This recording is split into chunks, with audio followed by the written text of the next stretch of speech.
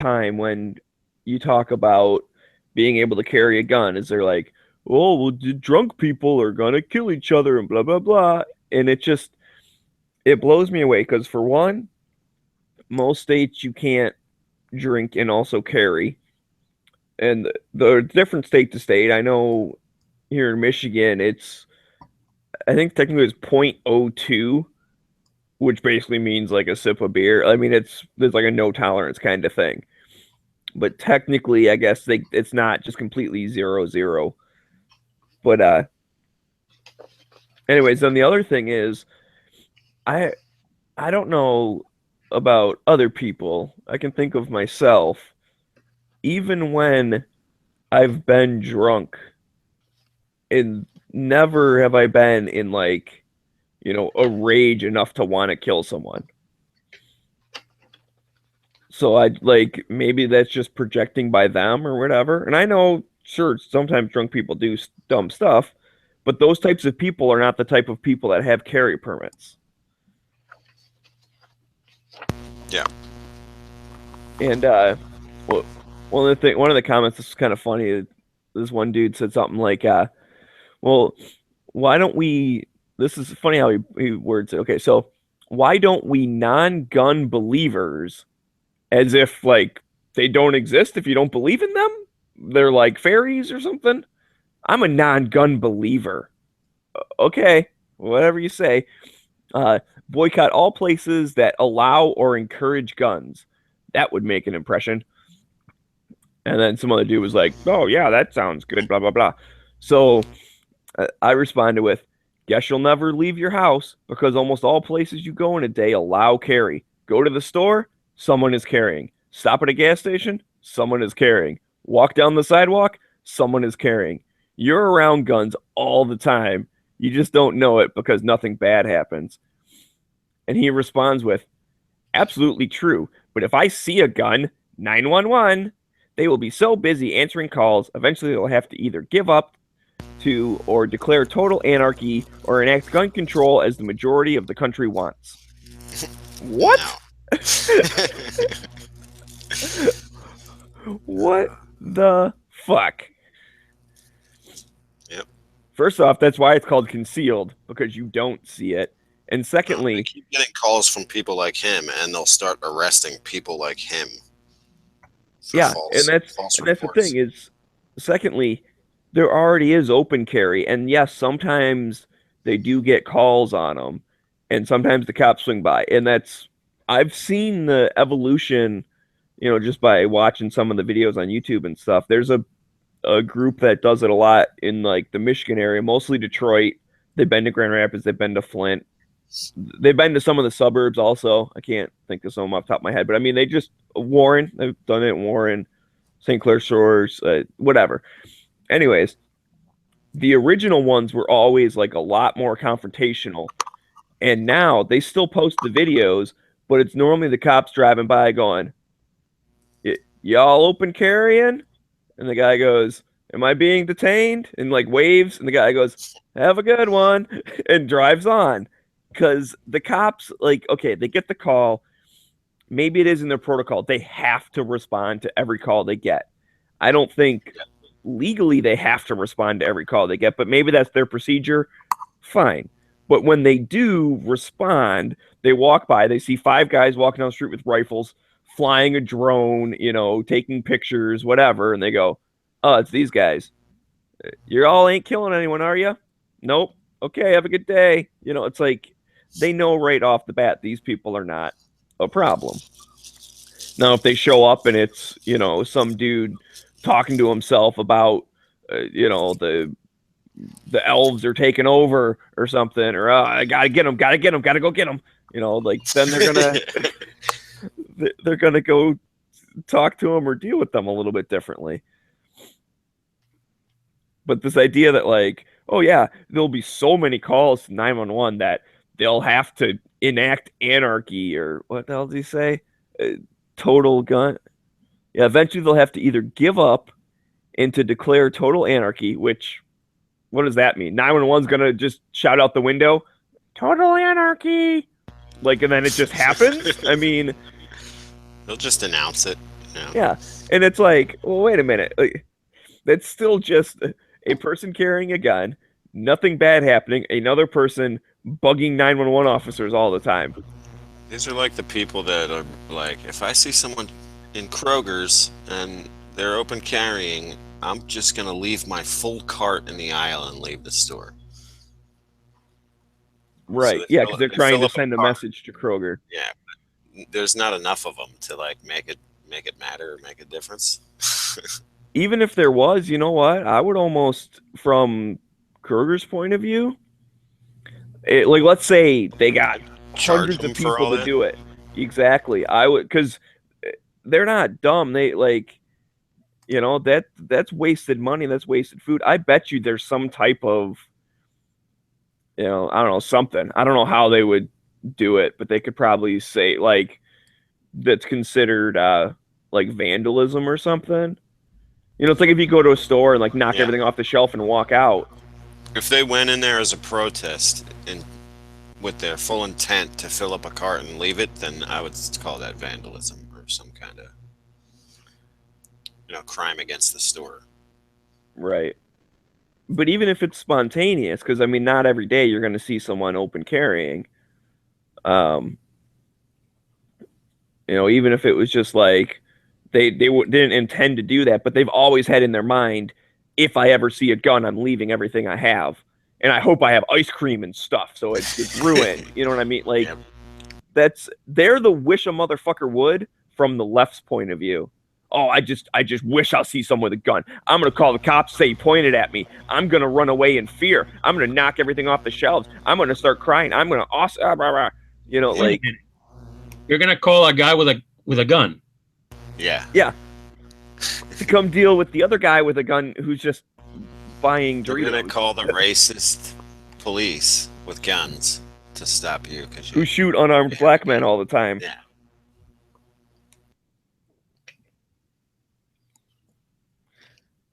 And then They're so here's the best part. hypocritical. They So don't when even the care. cop shows up and doesn't shoot that person, because the cop shows up and it's like, hey, dude, what's going on? The guy's like, I don't know. I can't decide between, mild or hot salsa for my party.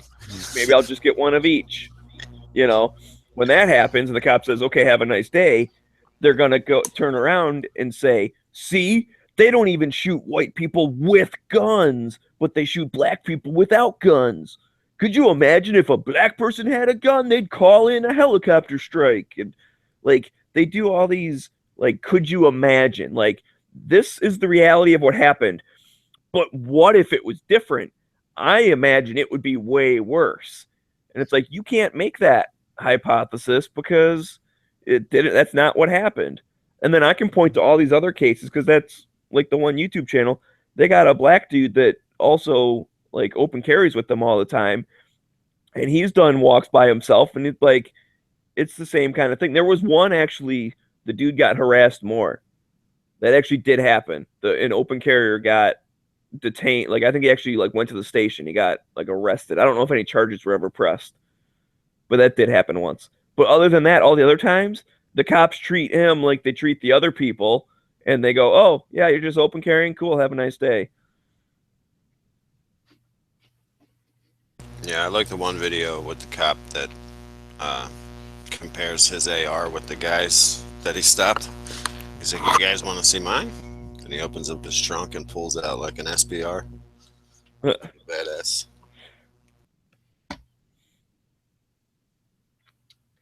Yeah, because they're allowed to have the giggle switch. Sounds like a civil rights fight They in can the, do good shit. in the making. If you don't want a gun, don't have one. If you don't want gay marriage, don't marry a person of the same sex. Oh yeah. Well, they're always calling us like paranoid and scared. Why are you so scared of everything? You gotta carry a gun. But then they're the ones complaining on Facebook constantly. They're, oh, if I see a gun, I'm gonna pee myself and run out of the store and call 911. Like, who's scared then? They're just uneducated, uninformed people. They think the police have like all this crazy training and that they'll be there in seconds to save their life, but it's just not reality. Police are special people who materialize when you need them most.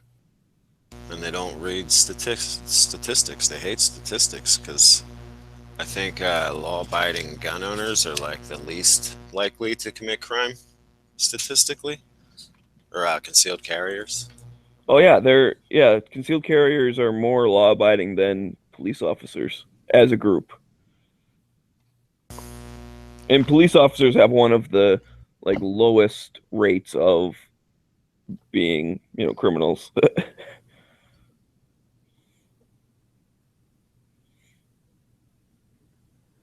So, talking like, yeah, we're the good guys with the guns. Right. Stop telling us they say it all sarcastically and shit all the Yeah. time. But we're going to shoot people over parking spaces and, if our football team loses and all that stuff because we have such an uncontrollable rage that, we just kill everyone that disagrees with us. Oh yeah, there's gonna be shootouts in the grocery aisle over the last pound of bacon. Yeah. It's never happened.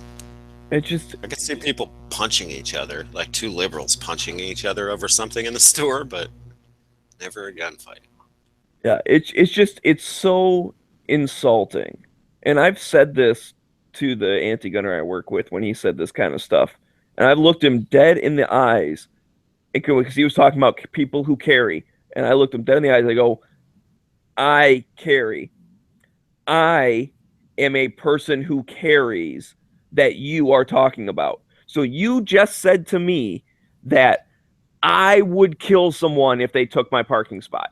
You just said to me that me, personally, insert my name here, would kill someone over something stupid as a parking spot. Well, no, not you, but it's the other guy. There's crazy people. Like, fuck you. If I killed people I disagreed with, you would not be coming to work tomorrow. Ban all cars because somebody is going to use it improperly. Yeah, I just fill in the blank because somebody will use it improperly. It's the same thing. It is so incredibly insulting to basically say you can't control your actions, and if you had the ability to kill someone, you would take that ability. Like you would use that ability. You would kill someone if you could, but because I'm not allowing you to have a gun, that's the only reason you're not killing anyone. No, the reason I'm not killing anyone is because I don't want to kill anyone. You know what I mean? Like that. Nothing else has stopped. I've said this quote before too. Oh my God, who else said it? The one dude. Anyways, I have killed every single person that I've wanted to kill. No law has stopped me from killing every single person I want to kill. No anything has ever stopped me from killing every single person that I've ever wanted to kill. The difference is that number is 0. I've never killed anyone. I've never wanted to. But no law would, nothing has stopped me. I could do it right now if I wanted, but I don't want. Evil people find a resource to do what they are because they're evil. It's the person, not the thing. Don't blame the thing. Yeah, and this idea of, again, oh, well, drunk people will get in fights and blah, blah, blah, and there'll be shootings and all this stuff. When you're carrying, at least from my point of view, I've never been a fighter much to begin with. I try and avoid fights anyways. When I'm carrying, I avoid fights like the plague. Some asshole starts saying stuff. I might, if I'm not carrying, I might give them a couple of little kind of smart ass remarks and then just move on. If I'm carrying, I'm just like, yep, you're right, dude. Whatever. Have a good day. Okay. Yep, I'm a jerk. Fuck my team. You're right. I pistol whip everybody that looks at me funny. When we went to the CCW class, the guy said that you can't use a gun to elevate a confrontation. Right. It's no good. Exactly. You can use it to, defend against an aggressor, but if someone like, yeah, you're right. If you're the one that's escalating it, or even if you're the one that starts it, and Right. whatever, and then some dude pushes you, and then you pull a gun out, it's like being pushed isn't really a life and death thing. But it's there's If you're the aggressor, you're the one at fault. You're the unlawful person. And let's see. And the thing is, you have to be in imminent fear of death. It's not like he's coming at me, with a piece of paper on his hand or something. You have to be in imminent fear. well, there are three things needed for like a valid self-defense. Like this is the three things that the attacker needs, or things that need to be present. He has to have the ability, the intent, and the opportunity. So basically, like, I'm stealing this from Asad Ayub, and he does a better job than I do, but I'm going to try and paraphrase it real quick. So if he was in like a big auditorium, goes, if someone in the back of the auditorium yells, "I'm going to kill you," well, he has intent. But I can't just shoot him right now when he's all the way back there just because he has intent, because he doesn't have ability or opportunity. Now, if he yells, "I'm going to kill you," and he has a knife, well, now he has ability and intent, but he doesn't have opportunity because he's still, 100 yards away. If he's within, what they say, kind of like 7 yards, I would almost say like 10 yards ish or whatever. It's probably close enough with a knife. Then that classifies as ability. So you need the intent, the opportunity, and the ability. Mm-hmm. And I said that backwards, but whatever. And that was because he was doing a pretty good talk about, because people think stand your ground is you can just like shoot someone and go self-defense and then just like walk home and the cops will like, buy you a dozen donuts or something. Like, no, dude, it's a lot more. You really have to prove your, well, especially in Florida, that's what Sean was talking about the other day, where you have to like, you're guilty till proven innocent before the trial starts if you want, stand your ground protections. Mm-hmm. And then if like a criminal trial happens, then you're innocent till proven guilty. But like you have to prove it was self-defense. It's not their job to prove it was murder, like at first. It's like that little pre-trial thing. Mm-hmm. The hearing before the judge. Right. Yeah. So, but you can't just be like, I was scared of my life. The dude had a popsicle and I'm scared of popsicles. They'd be like, nah, dude, like that doesn't count. Yep. And that's what's funny is I saw a lot of there's a lot of statistics when the what's the face happened. Dude got shot, was getting smacked on the ground or whatever. It was in Florida. Yeah. Like when that happened, they started looking at like stand your ground laws, and this is a bad thing because people are getting away with murdering people and blah blah blah. And one of the things that they showed as a statistic, and I don't remember the numbers or anything, but it was like the number of basically people that like tried stand your ground, but like still got convicted, right? So people like claim self-defense, but it turns out it wasn't self-defense. And they use that as an example of why we should get rid of stand your ground laws. I'm like, that doesn't make any sense. Because for one, it goes against what you're saying, that people can just claim stand your ground or self-defense and then nothing bad happens to them and they walk away. And this is examples of people that have gone to jail because it was found that they were not lawful in their self-defense.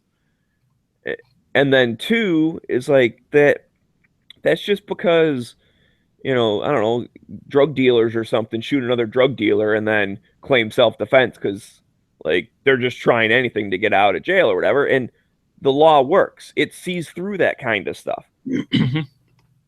Because that was one of their points against stand your ground, was that like, well, criminals could shoot someone and then just say self-defense or whatever. And, drug dealers could kill each other. And then they cite an example of when that doesn't happen. It was a really weird, I don't know, man. Like, why would you even bring that up if that was your point? Like, yeah, people try to claim self-defense a lot. That's probably a common defense if there's been a shooting. But that doesn't mean they're successful a lot of the time if they're doing it, inappropriately.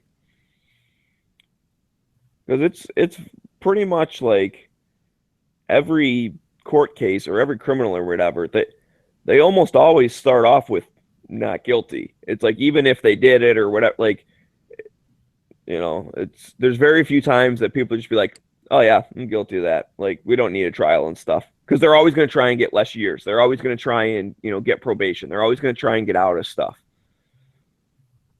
So of course they're always going to try to use some type of self-defense thing if it's that one person shot another person. Mm-hmm. But that doesn't mean that if they did it wrongly, that it's going to work. And that those stats, like I said, I forget the numbers, but whatever they were, it showed the number of times people claimed self-defense, but that was not found by the court to be self-defense. So how is that example of the law not working? It seemed like the law worked perfectly fine because all the times that they weren't, found guilty of murder or whatever was probably justified self-defense. Like they were actually people that did what they had to do. Just, I don't know. My brain hurts sometimes trying to think their logic. At the basis of it, liberals and I call them liberals because it's more liberals who are anti-gun, is that they want to have it both ways. Either all people are saints or all people are evil. They try to think that all their actions are to help people because they're good, basically. But what they say at the same time is that all people are evil and you got to keep these guns away from them because if they had access to them being legal, they'll kill each other. And it doesn't, we're doing these things like healthcare and education because people are inherently good and they need the government to help them. Yeah, no, that's a good point. That's depending on which argument they're using, because I think in general, the vast majority of people are good, which is why I believe in more personal freedom. Because given the choice, the vast majority of people will choose the right thing. Because the vast majority of people are good people. And there are some bad people. So when you give out more freedoms and more choice, some people use that poorly. But that's the price you pay for having all the good people choosing correctly. Yeah, they don't want to pay no price. And to say that you don't have the right to defend yourself against a bad person, it just helps the bad person become more bad. All the dead children in the world isn't worth freedom, is what they'll say. Is basically what they say when you argue that with them. At the same time, they're pro-abortion. Yeah.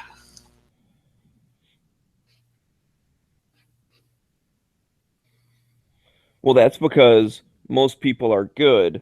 So, if they choose to have one, it's for a good reason.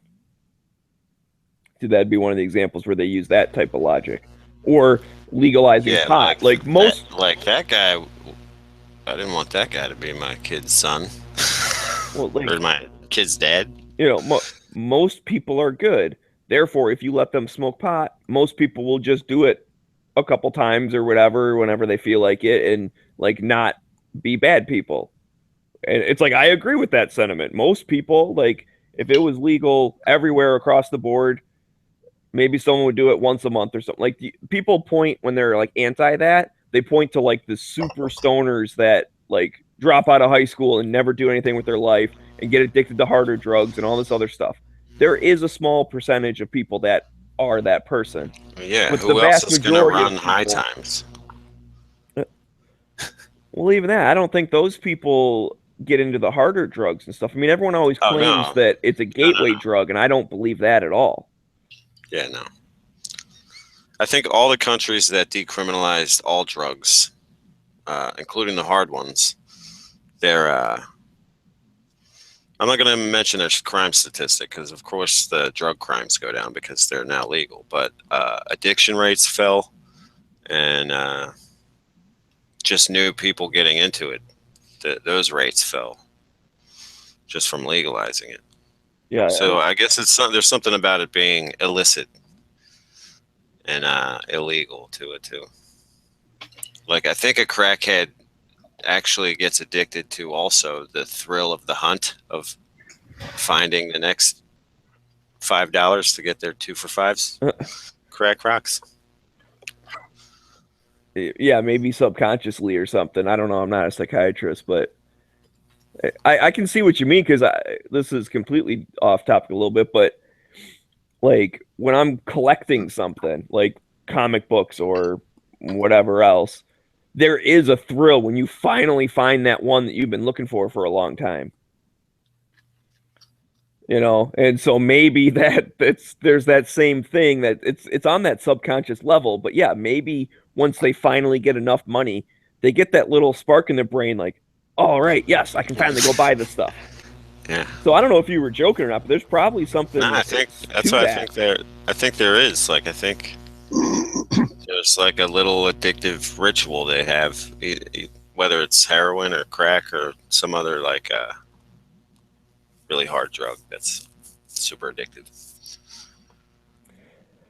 I know as far as overdoses go, there was some country, I forget which one of the European things, but they opened up like heroin clinics where a medical professional would administer heroin, not that other stuff to like get you off it, like actual, like you bring in heroin and then they give it to you. Yeah. But it was because they could dose it right and they would test it beforehand. And like the overdoses went way down, like overdose deaths went way down. Because a lot of times what happens is people will be on it for a little bit, they'll get off it, and then they like need a fix and they go back to doing what they used to do. And like their body has changed since then. Or they get something that's just more like stronger than the stuff that they had before. Like they just get a new person or whatever, or a new thing. So actually having like qualified medical people do it, it's like at least you kind of save their lives. Now some people would be like, well, yeah, fuck them anyways. But I think if you care about people's life, you'd be like, well, that's a step in the right direction, and at least they're not dying all the time. And you know, maybe they'll get off it, because I don't think people should be on heroin. No. So who was that? Some comedian was talking about that, like saying like there are these people out there that think there's such thing as like recreational heroin. Yeah. And he's like, what the fuck is wrong with you? Like, no, those people are they're pretty much done. But that's a full-time it doesn't job. mean they can't be changed. It just means that like no one just does it for a joke once a year or something. Like once you do it, you're doing it.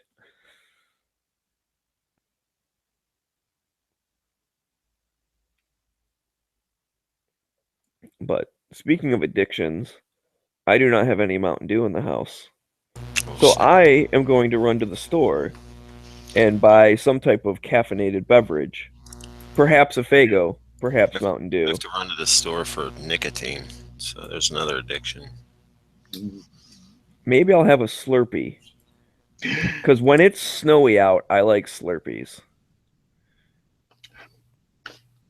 And Slurpee comes in, you know, caffeine related things. Like you can get Mountain Dew and Coke and stuff. And they also, this 7-Eleven has Faygo Slurpees. Just buy like cheap flavoring and use your snow to make your own Slurpees. Actually, no, there is it's not really a Slurpee, but It turns out more like snow cones. It's like It's a not water quite, ice. Yeah. yeah. But The Snoopy that's machine. actually really good. Is you scoop up a bunch of snow, make a little snowball into a dish, and then you take some syrup, maple syrup, and put it in the microwave for I don't know, 10 seconds or whatever. Like just kind of heat it up, and you pour it on the snow, and it kind of melts it and then recrystallizes. Oh my God, that's so good. I have not had syrup snow in a long time. I never even heard of it. Oh, it's amazing. And the best part about it is like you feel like you're having this big giant like, you know, treat or this big snack when in reality it's like a couple handfuls of snow, which is pretty much nothing. That's a couple drops worth of water, and then like a little like teaspoon or whatever of maybe like tablespoon of syrup, maybe a little bit more. I don't know. I just remember it was always in like a little dish. You just kind of pour it on there, but it's like it felt like the most amazing thing in the world, but it's just a little tiny thing. But anyways, I do need some form of caffeine. And I have to check to see if I have syrup because I might buy some syrup at 7-Eleven.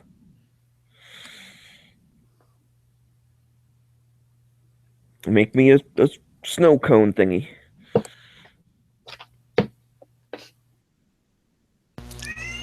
I have to put pants on if I want to go to the convenience store. And that's not very convenient. Well, yes, I agree. I also need to dress. But it's the price I'm willing to pay for caffeine.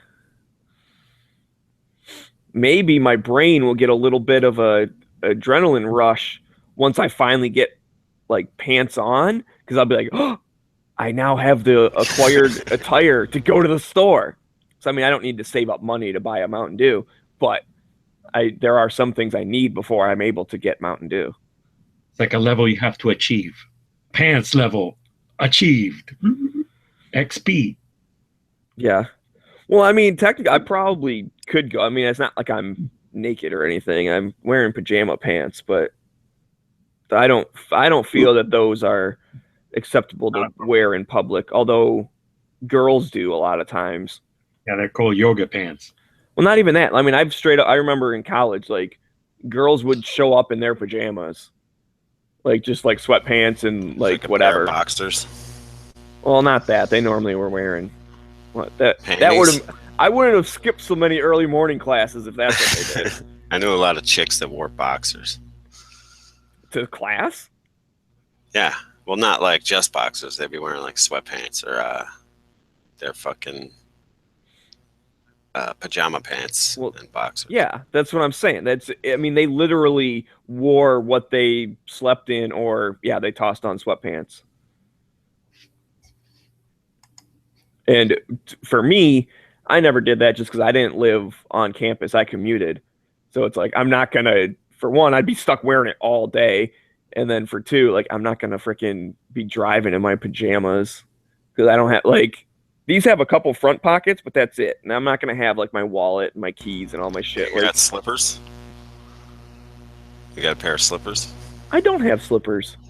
Huh. You should just be that guy that goes in his pajama pants and slippers to the supermarket. He's usually found in the milk aisle. Yeah, I don't have slippers. His name is Jeffrey Lebowski. The dude. Looking for some half and half in vodka. Anyways, I'll be back in a few minutes. Word.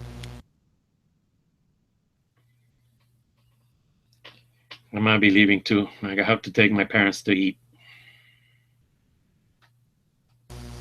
Well, eating's good. It's a good thing. Mm-hmm. We go to this Pollo Tropical in Spanish.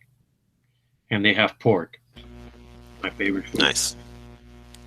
White rice, pork, black beans. I could eat that every day.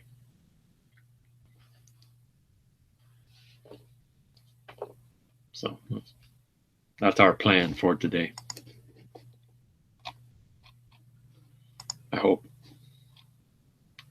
They should be calling me soon.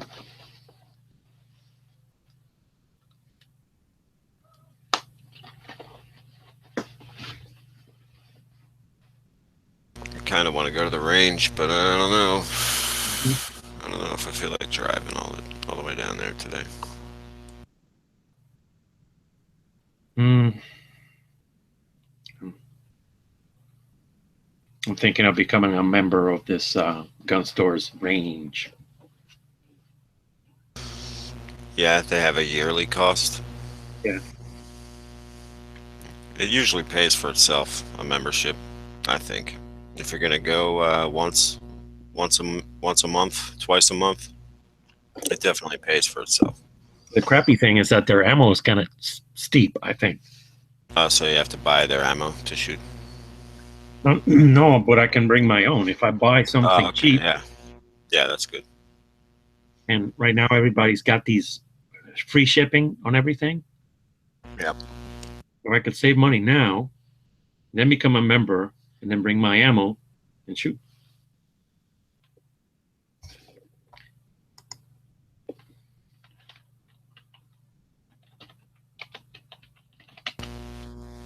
Do you get other stuff for being a member? Do you get like a discount on like accessories and stuff?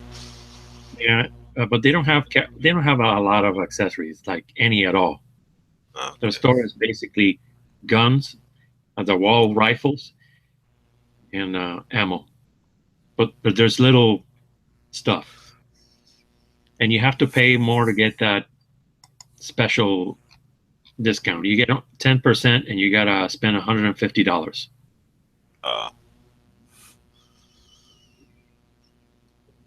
The other individual annual membership is 120. yeah, it's not bad at all. So when you think about it, it's like $15 for an hour or so, and if you go over that, they end up charging you more. But when you're a member, you don't have to worry about going over the hour. Mhm. And like you pay for that range membership in like less than 10 trips to the range.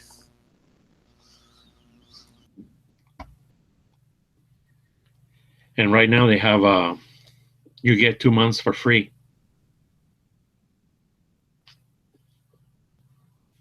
That's cool. Like an extra 2 months so you can save up to renew your membership.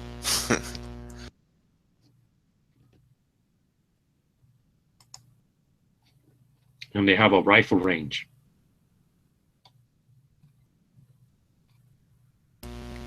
Yep, that's good. There's a range really close by, but they only you can only shoot pistols, so I never go there. And this one you can shoot. There's one for rifle. I think there are a couple of lanes. I haven't seen it because it's a long brick building, and there's like maybe 2 lanes of rifle range, and then the store, and then in the back, pistol.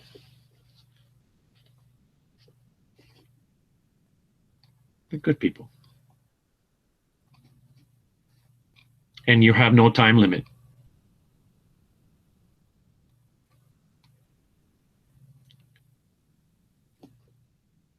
So, because somehow the other range, it's a lot more money, and there is an hour. You just got to do it in an hour. Get out. Yeah.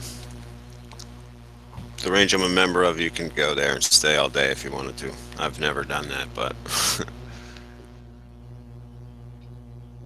if you're a member, you can stay in your lane as long as you want. Yeah. I'll definitely buy the membership before the year is out. But the problem is that right now with the traveling for the holidays, I'm not gonna be here a lot. So I can wait a little while before the end of the year. I'll become a member. Yeah. Well, the later you become one, the longer it lasts.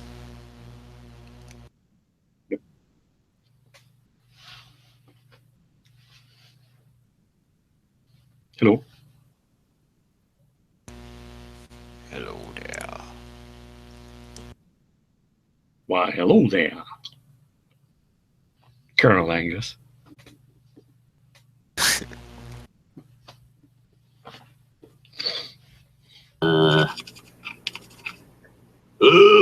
Hey, one of you bastards got a match? Yeah. My butt and your, butt. Classic.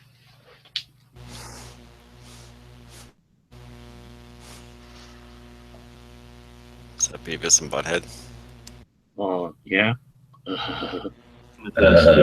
Yeah. One guy didn't sound like him. Didn't sound like Beavis or Butthead. That's when they walk up in the movie, when they walk up to their those dudes in the desert that are like them when they're older, but they don't know it because they're stupid. Oh yeah. Oh, yeah.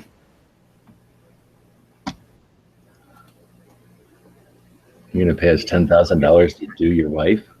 We're gonna score. There you go.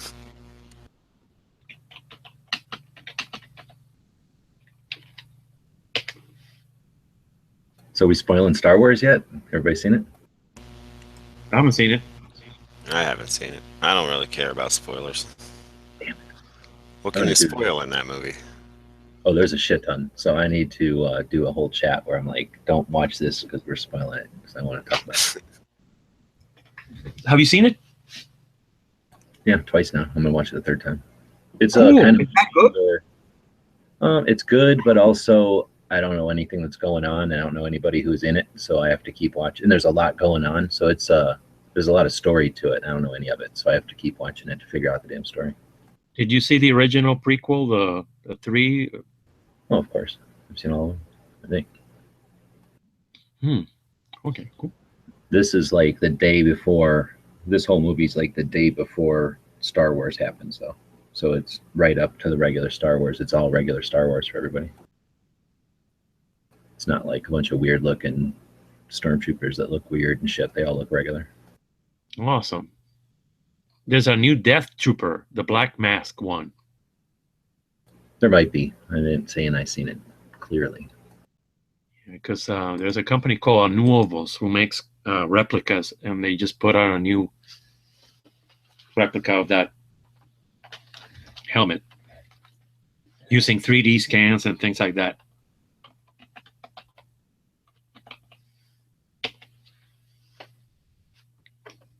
I thought of dressing up like that kind of character, but some crazy stuff. Gonna do some cosplaying at Comic-Con. Yeah, hanging out with crazy nerdy people.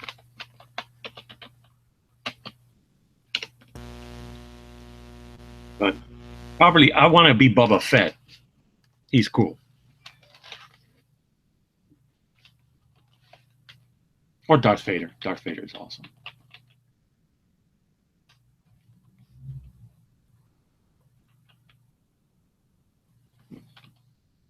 Cosplay. No. It's expensive. Crazy expensive. Before cosplay got big, there was 2 guys down on South Street in Philadelphia that dressed up like Bruce Willis and Bruce Springsteen. They would stand on opposite corners.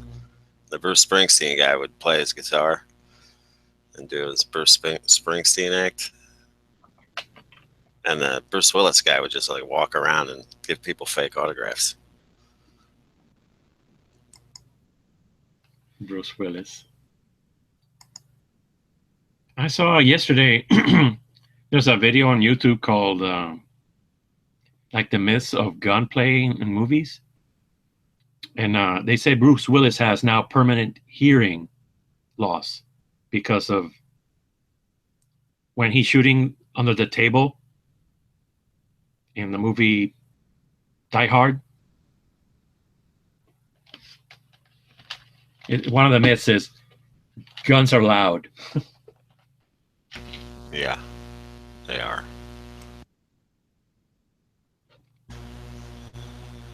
I was just shooting up the Poconos the other week, and the first shot, I forgot to put my ears in, and I was like, "Ow!" I looked at them too. I was like, "I should put these in right after I'm done loading this magazine." Nope. I just shoved the magazine in the gun and took my first shot. But if you can imagine, police, they don't have any hearing protection, and they get to do like multiple 40 caliber shots. So their head's probably ringing a little bit. Mm.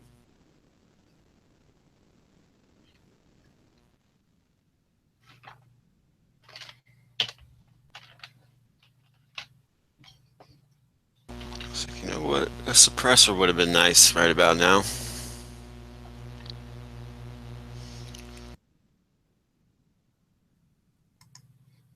Yeah. I remember the first time I shot at that indoor range. That was loud. I shot 357, but it was outside. I was shooting 9mm inside, and it was.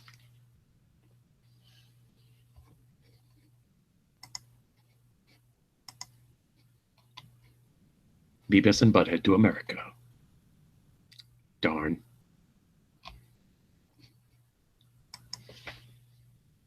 Netflix have it.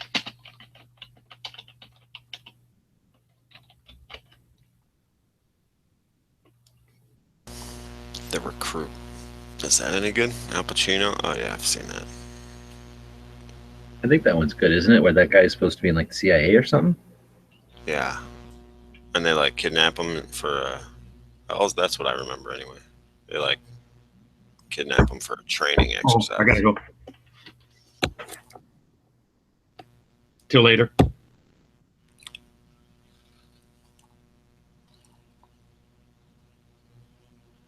Some people just don't like to talk about Al Pacino. It's like, well, Al Pacino gotta go. So what, Smeggy open this room and then just take off? Yeah, He's he had to get Ghost it. He had to Ghost get it. Rider. Yep. He needed his caffeine, his Mountain Dew fix. That's what's behind him. That green. That's all Mountain Dew behind the snowman. Oh, it's not. What is that? It's like a wooden pallet. Full of Mountain Dew. Like if you were going to take a swimming pool full of Mountain Dew somewhere and they were like, no, we don't want that bottled individually. We just want it in a giant container. That's the wooden container. He has those delivered. Well, actually, he goes and picks them up at the Circle K. He has them delivered to the Circle K, and then Buzz walks over there and drags it home. Which is pretty good because that's a little tiny snowman that does all that. Yeah. But he It's uses pretty impressive. magical snowman power, so it's cheating, really. It's a shame he can't smell anything, though. 'Cause he doesn't have a That's like- carrot nose. So how much is this 1-to-1 scale proton pack? $600. Uh,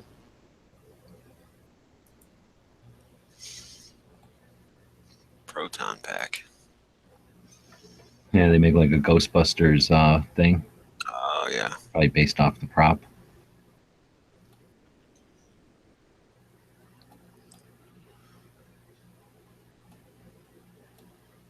Probably takes a little time to get all those pieces together and then make it. Oh, $600, but I guess if Yeah. you really wanted to go with one. If it really busted ghosts, then it would be worth $600. I just assumed. Yeah. Apparently, it's just a replica. Wearable.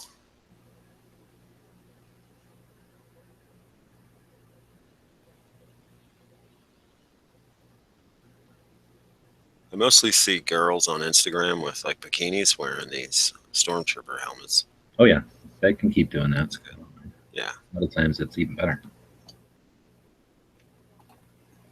You don't know what's under that helmet, so just keep it on.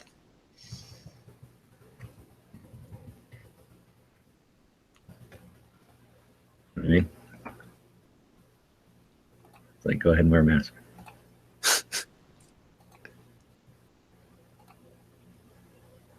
damn, I feel like a punk doing basic ass shit here, and it's not fucking working. And I don't know if it's the fucking internet got old fashioned, or if I don't know what the fuck I'm doing anymore.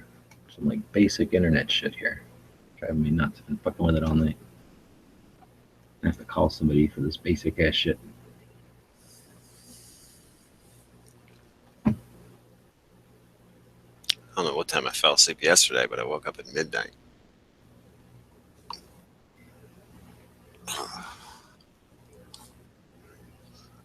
Maybe I turn it off on my shit. Try doing it. Oh, DB's coming with his new M&P M2.0.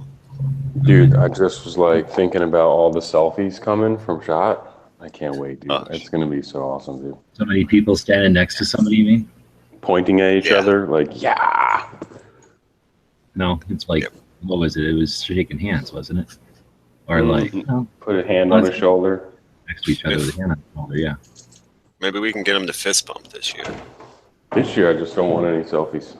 Take a complete sign, right? Except instead of putting it up in the air, so it looks like the letter V, you poke them at somebody, and then one person twists their finger, like their wrist 90 degrees, so now they're like, they're doing whatever Scissoring. that.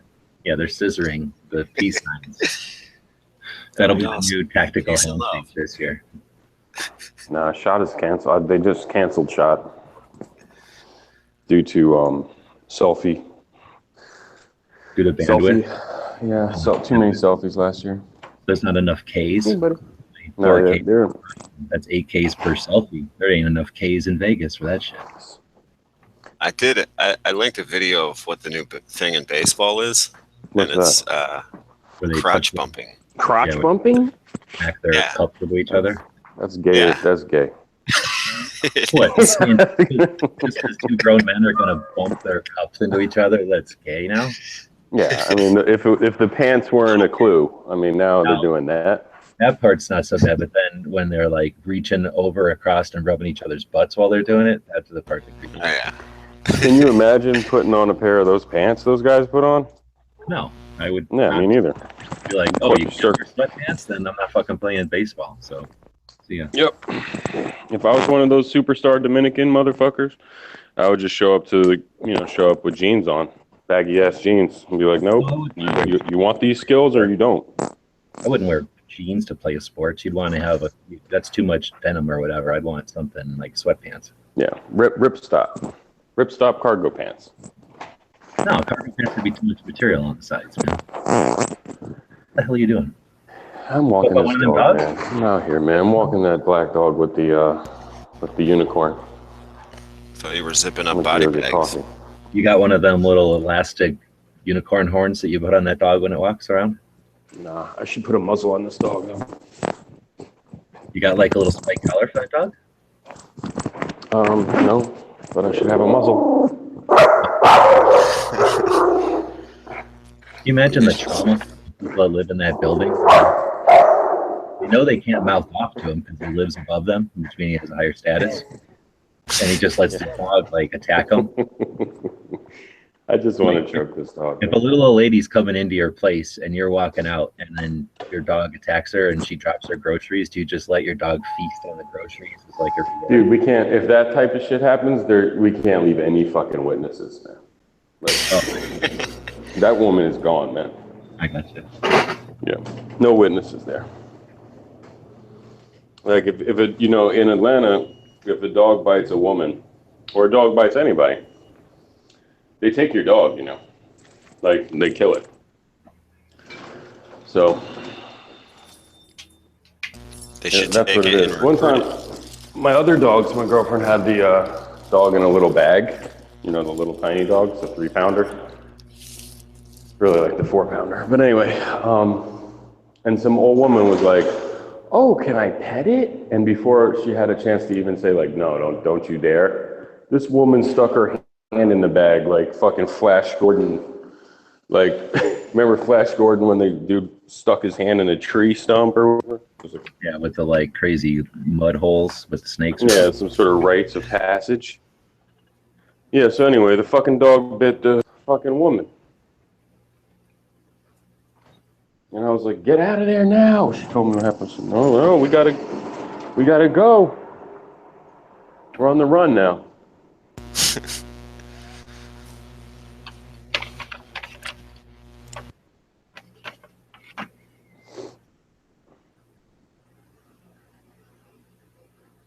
Yeah, that new M&P is whack. I mean, the fucking beaver tail. I like the, I mean, not that you're gonna get slide bite with that fucking slide and frame thing, but I always liked the beaver tail on the M&P. I didn't even notice they got rid of it. Yeah, that's the first thing they did. It's like now it's like a gigantic shield.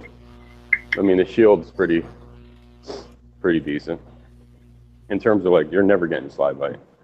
Probably because of the axe, you know, the slide's kind of high. Anyway, I just thought that the regular size one looks more like the size of a 19. no, Yeah. I think it's the same magazine, right? It says 17 rounds, so Yeah, so it's the same one. It's like a 17 size frame. it's just fucking optical illusion. Popsicle I mean, all that stippling, man. illusion. You see all that stippling they did? Yeah. I like the grip. I don't know why there's holes in the dust cover. I like how it says, like, greatly improved trigger. Your trigger sucks, man. Your triggers It's a suck 2.0. so bad. Yeah, I read the, like, little spec sheet that they put out of, like, what's different about it.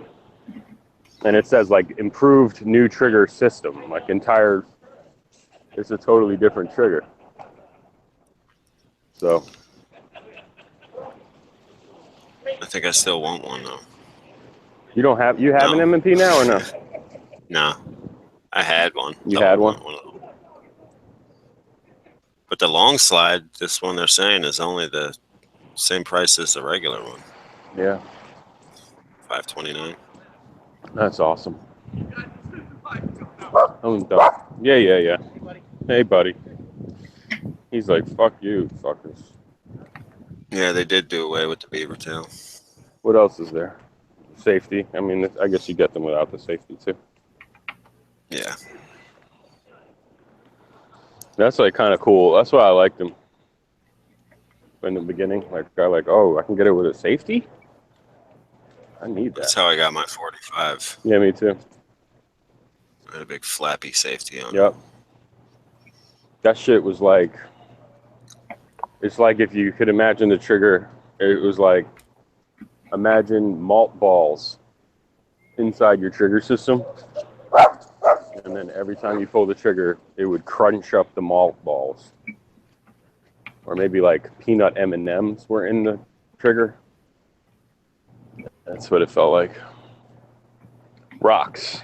I'm gonna have to, this dog's gonna make me shoot a dog, man. Come on, man.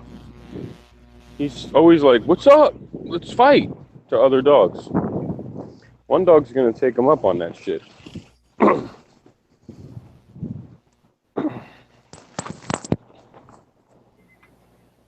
You can take the streets out of the dog, but you can't take the dog out of the streets. I don't know where this dog even came from, man. This dog is like, he had a troubled background or something.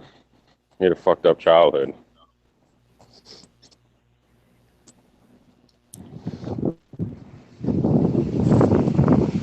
He's about that drama. If this dog had a gun, it would be a llama. Bump. Or Ruger P95.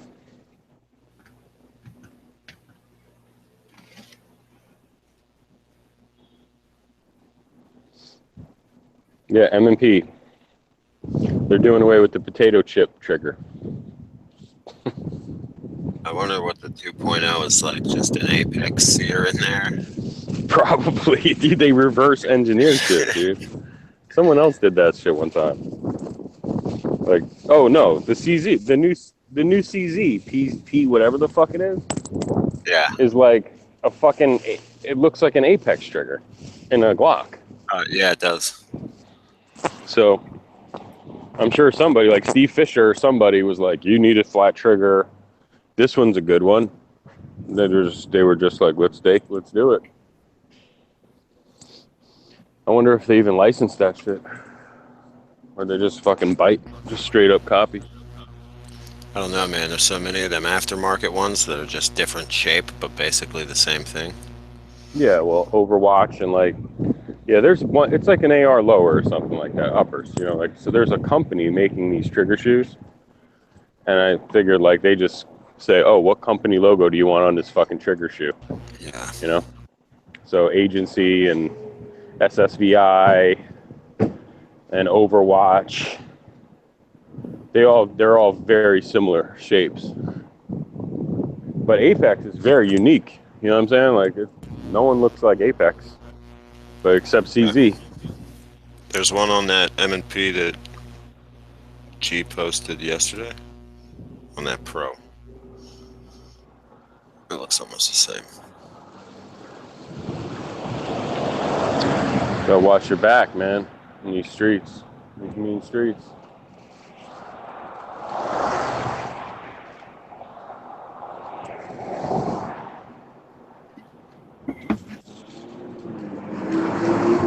Come on, violent dog.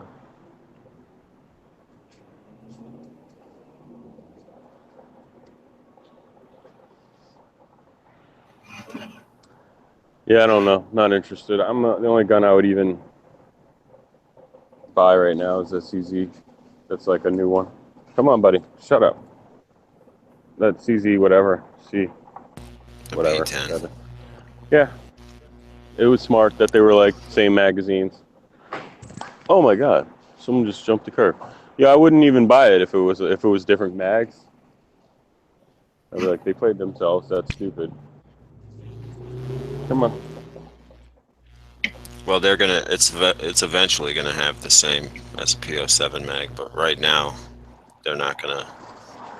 PO7 mags won't work in the P10 because they don't have a little notch up at the top cut right under You're the kidding. feed ramp of the thing. Yeah. No. I swore that the reviews were like, uses the same mags. Everyone said that, no? You can put a P10 mag into a PO7 and it'll work. But if you put a PO7 mag in a P10, it won't work until they start making the PO7 mags, until they start unifying all the mags. Oh, okay. So all they got to Putting do a is little make the notch. PO7 mags with the cut, Yeah. and they're going to do that. Yep. Okay. So it's beta testing my ass. No, I'm not into the beta, man. God damn. It's like it's fucking walk of shame Sunday out this bitch. Oh man. Yeah. Fucking done, son. Yeah. What else is there? The side charging AR. Savage. That's probably what I'm gonna do. Sell all my BCMs and get the Savage. side chargers. Yeah. It's necessary, man. It's exactly what that's gonna take the rifle over the top. Are you guys sub to a Honest Firearm Review guy or whatever his name is? It's kind of new. I don't think so. Honest Firearm, Honest Gun Review. So he's like a real guy. He's an honest guy. That's the name of the channel. And he bought the new Canic Elite, and he put like 500 rounds through it in a few days. And the gun was like, it was having a lot of fucking malfunctions. It's like 50 failure to feeds. And Must be the ammo. he used all different kinds of ammo and shit. And it's just funny that, like, yeah, he's the only one that had malfunctions with the fucking Canic. He's the only guy, right? Because he's the fucking honest guy who bought it himself and did the review. No one else had a fucking problem with theirs. I mean, it's weird. How's it going, everybody? What's up, man? You going to SHOT? Going to What's SHOT that? Show this year? No, I'm not going to SHOT Show. Oh, that's fucked up, I'm man. going to NRA show, dude. I'm sleeping on your couch, remember? You ain't sleeping on nothing. But yeah. Just sleeping at the airport. But you said I could. I didn't say I didn't, listen, man. I didn't want to tell you guys, but I live under a tree in the park in a tent.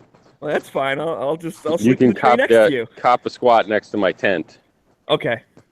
and we'll chill. We'll chill. I got some herbal fake marijuana.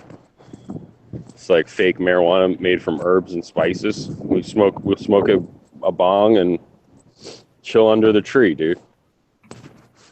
When is? Oh yeah, that's in April, right? Horatio? Oh no, May, right? No, it's like the end. It's like the last week of April, 27th through the 9th or something. I forget exactly. Well, goddamn. So yeah, SHOT Show's gonna be awesome. I'm gonna be going. I gotta check out this new side charging AR. Also, I gotta check out the new M&P 2.0. There's a new M&P. What'd they Yep. change? Everything. Cool. Yep, Put they in changed the Side chat. grip. They changed the trigger. They probably changed that fucked up barrel twist they had, and that fucked up barrel lockup to the slide. And they took away the beaver tail, and I think they'd like improve some of the slide moves or whatever, you know, not grooves, but shapes on the slide. That was long overdue. People don't know, but there was like 6 different M&Ps already, like, or 5 or something. They were all internal changes, but they were definitely upgrading that gun, trying to get it to be the best gun it could be. And you're talking like the regular M&P, not the Shield, right? Yeah. Actually, yeah, this one kind of takes some cues from the Shield, I think. I mean, they lost the fucking beaver tail. Yeah, and those serrations in the front showed up first on the Shield, the 45 Shield. Yeah.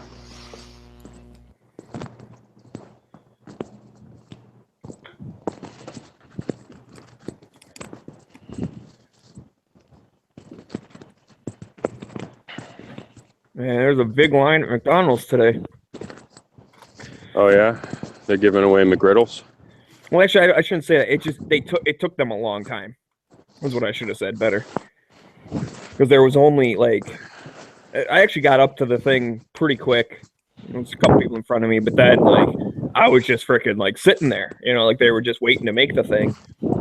So I don't know, maybe making new fries or something. But the freaking cars behind me started like honking their horns, and I'm like, first off, at first it's like, are you honking at me? But you realize like I'm just sitting at the window waiting for my food. I'm not gonna like drive away because you honked at me. Be like, oh, it's their turn now. I guess I'll leave. And secondly, if you're honking to get the attention of the people inside, it's just gonna piss them off. They're gonna spit in your food. So what the hell are you doing, guys? Shut the hell up. So the girl came up to me and was like, it'll just be a few more minutes or whatever. I was like, oh, no problem. Take your time. I go, I'm not in a hurry, unlike the assholes behind me. And she kind of like smirked and was like, yeah, we heard them. So I'm like, go back and tell them not to spit in my food. I'm the nice one. That's funny. Who the fuck honks at a drive-through? Like, okay, it took you 5 extra minutes. They're usually honking at the fucking car ahead of them or something like that. That's what I noticed at Starbucks or whatever. Well, the thing Like is, if like, they don't there's pull no. up. We were all stacked up pretty good. It's not like someone wasn't rolling forward to get to the window. Like I was in front of the window just waiting for my food. They gave me my drink right away, and I was waiting for my food. So I'm not going to roll up any further because there's nowhere for me to go. The car behind me was right on my ass, and the car behind him was right behind him. So Early like, McDonald's, but I actually had McDonald's yesterday. I had a filet fish with the French fries. Their fries are still the best. yeah, I ordered a Fast food meal. fries. And I said whatever number, and the guy was like, breakfast or lunch? And I was like, you know, for lunch, like I want the quarter pounder meal or whatever. I go, but actually, an egg muffin sounds good too. Throw one of those in there. So now I'm gonna have breakfast and lunch.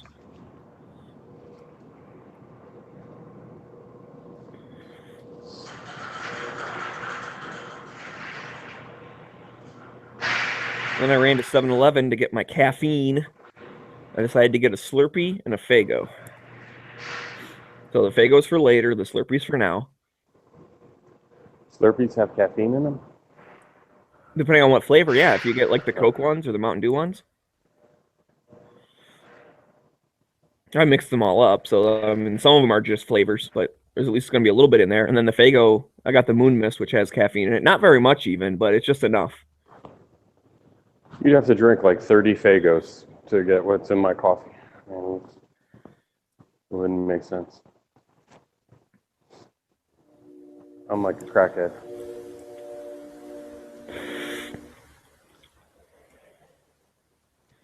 Oh.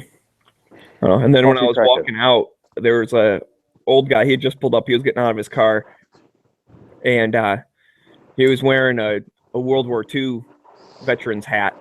And like I walked out and just like kept going, and I verbally said out loud, "What the hell are you doing?" And I turned around and opened the door for him because he was like, kind of like valor, stolen valor. No, but like I literally was just like, "What are you doing? Don't just fucking leave this door to close behind you, you jerk." Stolen valor. Everyone's dead. It's the thought that counts. Yeah. Like, well, I should have opened the door, I guess. No, but I held the door for him, and he said, "Oh, thank you." And I said, "Thank you, sir." It's listening to something, but one day the history books will be like, we were very bad in World War II. Like we American imperialism. Yeah, we're just taking over those, harmless Germans that they just wanted to like own the whole world. I mean, what's wrong with that? We were there for the oil. German oil. German oil. Well, didn't we take a bunch of their paintings and shit? We didn't take much. We took paintings that they took from France. Didn't they have to pay us? They had to pay the world back some money too. Reparations, right? Yeah. One day, America will be great again. In the history books, it'll be like, then America's evil, imperialistic president FDR decided to get violent with his white privilege. Yeah, and I mean the whole Japanese thing, they were just bad pilots and they accidentally crashed into us, like it wasn't their fault. We sabotaged their planes. They were fighting against American imperialism. Yeah, we just wanted all that sweet Japanese oil. We're there for the oil. We're always there for the oil. We're there for your calcium. Your coral calcium, please. That's why we invaded Okinawa. We're there for they have the richest grade. supply of coral calcium. That sushi grade sashimi.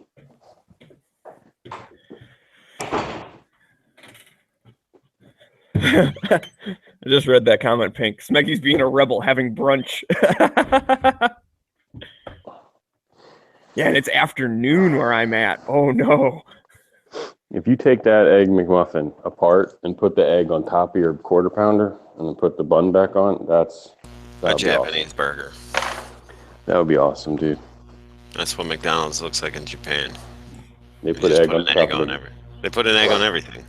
Like, want some fries? And there's an egg on top of it. I think that's called a Texas style burger. I had one back I've heard in the day. Those like farmer burgers will have an egg on them. Normally egg and bacon. Why not, man? It's actually pretty good. I've had them before. Why not just put a sausage patty on there instead of a burger? Remember when Jack Black was funny? He went to McDonald's, he ordered like a fish fillet, a chicken sandwich, and a fucking Big Mac, and then he made one big sandwich. He was like, got all the food groups, all the meat groups or something. It was disgusting. Yeah, that doesn't seem like it would go well together. Nah, it was... But eggs on burger, I mean, it works. Oh, yeah, for sure. Jackson Hole Burger Place in New York. That's the first time I ever saw that. And it was good.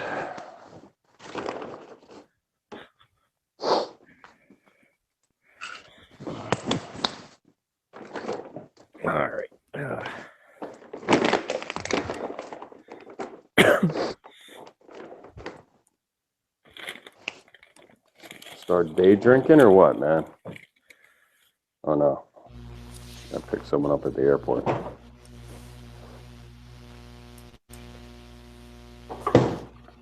Just call him an Uber. Call him a day. Call him Yeah. Dana. That's true. It's not until 7. Yuck. You got plenty of time to drink, take a nap, and then go pick them up. I need coffee. I'm gonna die. I'm gonna drink so much coffee that I'm gonna think I'm gonna die. You ever drink a whole shit ton of coffee and then go shooting? It's Yeah. like it's not good. It's not good, man. I've done that with like an energy drink before. Oh god. 'Cause I'm not a coffee You'd have to drink a few of them. Yeah. It's not the same. I don't know, dude, because the energy drinks have like 240 milligrams of caffeine. A cup of coffee is normally 100 something. So if you have a couple of those, it's just like having, 3 or 4 cups of coffee. Yeah, that's true. I know my hand shit. I don't notice it until I'm shooting. I think I'm gonna build an SBR. Oh, word. Is You don't have that one what yet? happened to your Smith revolver? You drank coffee first? The new one? No, that thing is whack as fuck, dude. That was garbage. I just want to make sure I can Coffee think of every left. possible example of why it's your fault and not theirs. Dude, I mean, you can stage a trigger on those pretty good to like right where it's about to crack, right where the trigger's about to break. And I pulled that thing into like 6 feet, dude. Fucking pieces of shit. I went and I spoke to somebody at a gun shop yesterday. And he was wearing a Smith & Wesson hat. And he's like, all my Smith & Wessons are like older. He's like, dude, they don't give a fuck anymore. He's like, true. And he's like, I can't, he's like, oh, how long is it going to take? I was like, they told me 5 to 6 weeks because of the holidays. Without the holidays, I guess it would have been like 3 to 4 weeks. Still, that, in my opinion, that's too long. Just fucking, I don't know, whatever. Fuck 'em. What can you do? Yeah. The 11.5-inch upper I want is 686. The 4-bolt carrier. For who? Who is it from? It's a BCM. Nice. Yeah. That's the one That's to what I get. want to sell the pistol I have now and put the money towards this upper.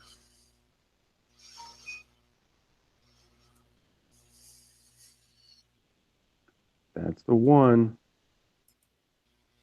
And I'd get a oh shit. What kind of lower are you gonna get?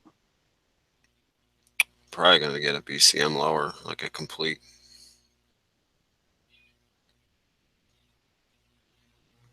Yeah, they And should be then, on sale soon. Not on sale, but Fill out the paperwork for the Definitely. text. Yeah.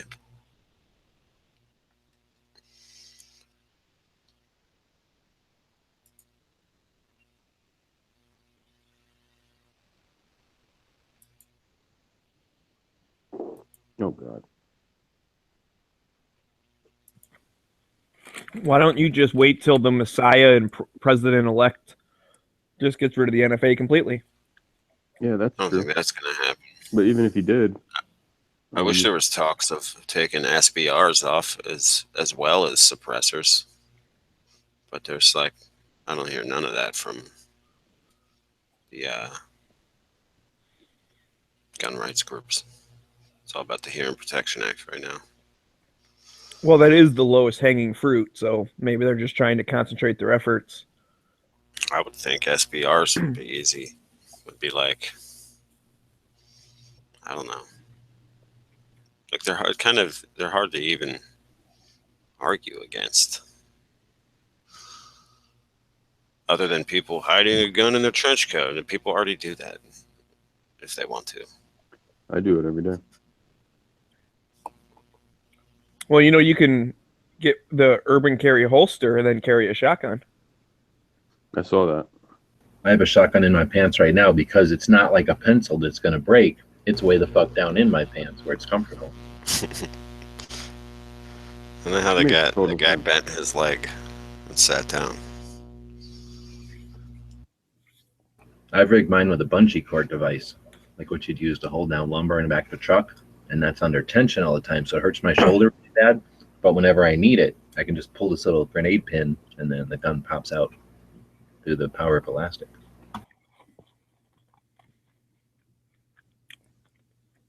I mean, I don't want to shit on the guy too much. If that's something that someone needs to feel comfortable carrying, then I guess so. It's better than nothing. But I definitely think that holster's a bad idea.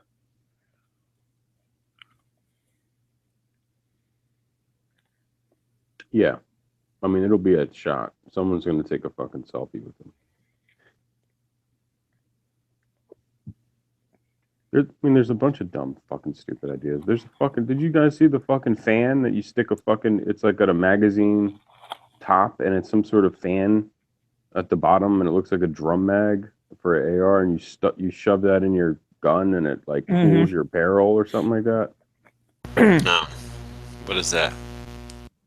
What is it? It's just a stupid fucking retarded idea that like I'll send it to you on Instagram right now.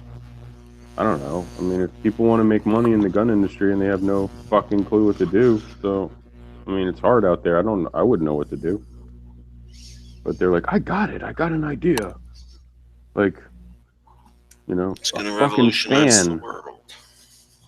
I think Every Day No Days Off that like put it up there because one of Gun Channel's people sent it to me, like, I check saw this out. We Like Shooting posted Oh, it it. was We Like Shooting. Yeah, that's it. Oh. Yep. That's fucking awesome. So that's who it was. We Like Shooting. So that guy's gonna, you know. Oh, here we go. I found it. I'll send it to you guys. I'll send it to you, Moon. Word. Word. But that's the kind of shit that's like, yeah. The AccuMax air barrel cooler. Cool your barrel in half the time. Cools your barrel. Oh, yeah, I did see that. High pressure fan. Integral and wind tunnel directs air down your chamber. What the fuck are you, Yeah. stupid? Are you going to be at SHOT Show? I mean, this shit. These are from the people that made that one that you stick in your car window to cool your car down. Are you serious? I don't know. Oh, But that's so what it that reminds makes, me of. That makes sense. Dogs need fans. Dogs need fans in the car. They can't just be left in the car without fans. I wouldn't leave a dog in the car that long. Maybe 5 seconds, 5 minutes, 10 minutes, 5 days. Get out of here. I think the car one actually worked. And a I'm kid sure. invented.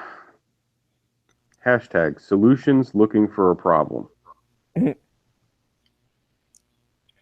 Yeah, I Hashtag, don't I understand feel like- what the market is. Someone that is rapid Shoots a lot. firing enough to heat up their barrel, but has the time to just drop their mag and put that thing in. Well, you keep that in your mag pouch. You keep the fan. You so plug that shit into the fucking wall. Dude. Tactical reloaded. This is what it's coming to, man. Oh, it's got a cord? I don't know what's Fuck. dumber, Remington's new RP9 or that thing. You know what I mean? Like, what's the fucking difference?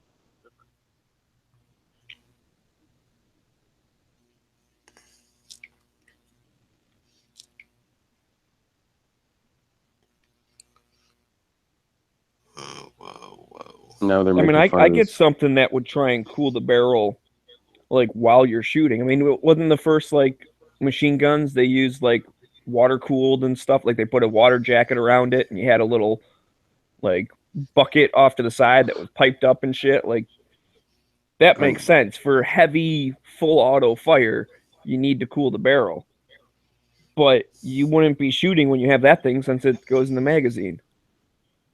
Now there's something called the Kraken suppressor, and it's like gaudy as hell, and you can pick your colors or something. So what's up? This dude or chick tried to off themselves Yeah. at the gun range? I just sent that shit to you just in case anyone says, "Is there any example ever of Full Metal Jacket going through someone and it actually hitting someone?" You can Yes. just be like, "Yeah, here Right you there. go, right here. I got one for you. Just happened yesterday." The way the person just walks away and sits down is fucking creepy and weird. She got hit. You know what I'm saying? She's like, I think I'm gonna die now. Fucking idiot. That guy At first, I was I like, would've "What the fuck is he fucking doing? shot Trying to that holster bitch, it?" dude. She didn't. I don't think she intentionally tried to hurt him, obviously, because the bullet went through Oh her. no. Yeah. But like, still, he could have fucking popped her in the back of the head after that. Like, ow, bam, you're done, bitch. That's what you wanted. Fuck is wrong with you? Under your chin next time, you fucking piece of shit.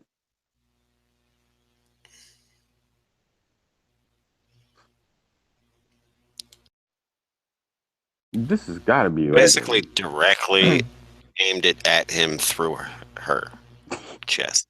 she probably stuck it under her rib cage even, so like there was nothing to really stop it. You know what I mean? Like, and it just pew, went right into him.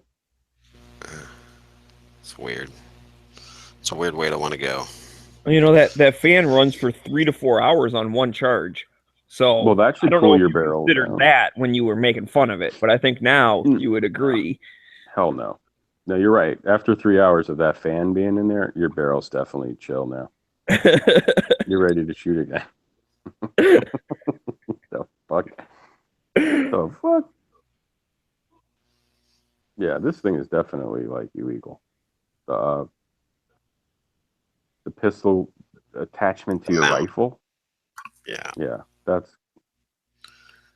And why? I don't even fucking get it. Like, just in case your fucking dumb drum magazine runs out, you want to hit him with a spare 15 rounds?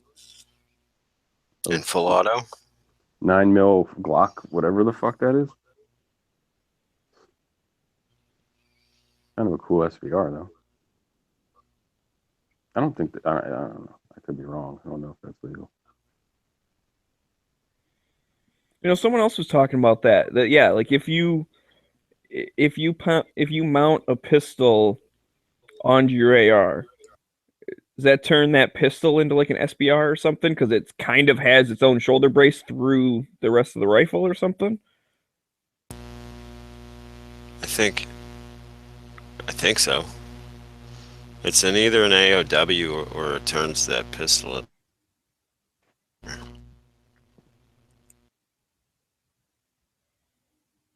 Because it doesn't have to be permanently fixed stock. It can be detachable. And that gun would be detachable from the Glock, so I figure they get you on all charges. Because someone had mentioned that about the zip. Because I guess the zip gun can like mount onto a rail or something. Yeah, it would And be they the were same like, the thing. dude who made that's trying to get people in trouble. That's what I said. Oh, it was you who Because I said was- it. Okay. Yeah, I was I was saying that because DB said that about the Glock one. Well, okay. Well, then guy I works can't for the trust you as ATF. collaborating your own story. So I still only have one person who has said that so far. In my brain, I had 2 people that were saying it now, but it doesn't count. But yeah, you Tax can't Soup just is on it. attach. You can't attach a zip gun to an AR because then you have 2 firearms attached to each other. Tax Soup is on it, man. He's a specialist.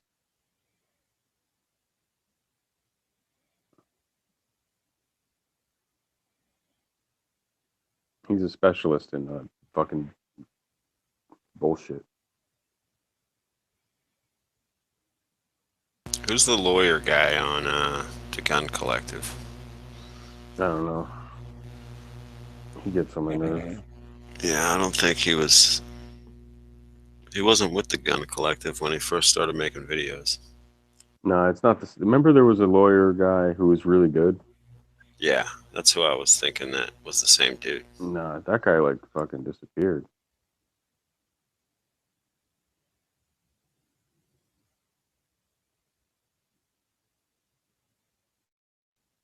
He was like all like smart and shit, and using big words Yeah. and shit. He's like, yeah. Let me break it down for you. I'm smart. I have big words. I know all the best words. I have a good brain. The best brain. I have the best brain. I went to the best schools. I know all the good words. I ain't got time for that shit.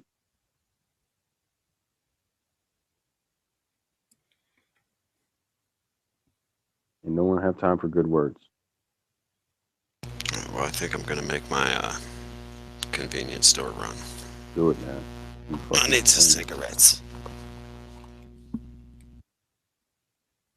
I'm looking through the comments on gun channels now. I only drink half a 5-hour energy drink, and I want to stay awake for 2.5 hours. Yeah, Pink's pretty clever, isn't he?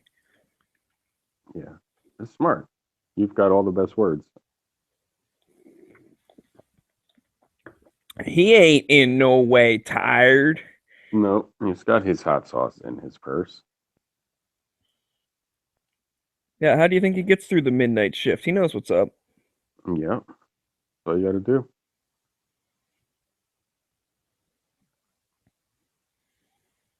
Is it working? Is what working? What's working?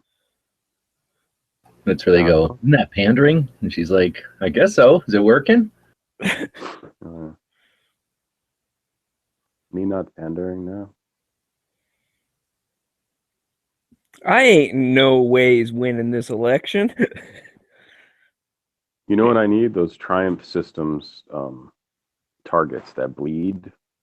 I wonder how much those targets are. Like fucking $30 or something each.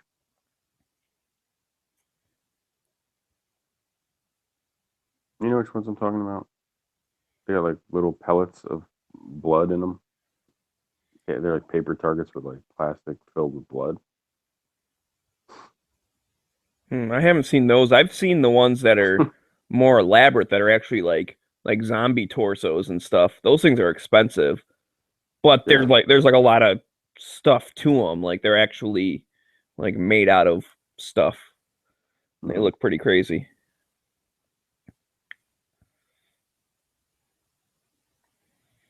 But on the at least for those ones, I thought about that. I have a bunch of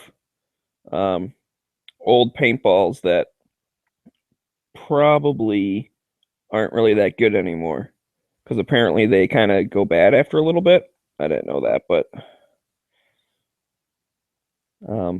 so I thought about just like taking like a mask from the dollar store or something and like stapling it to a paper plate and then putting the paintballs behind it.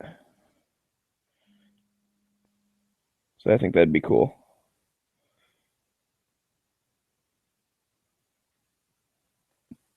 Twang and Bang did a video on the world's most powerful earplug gun. It shoots earplugs. Wow. I gotta check that out.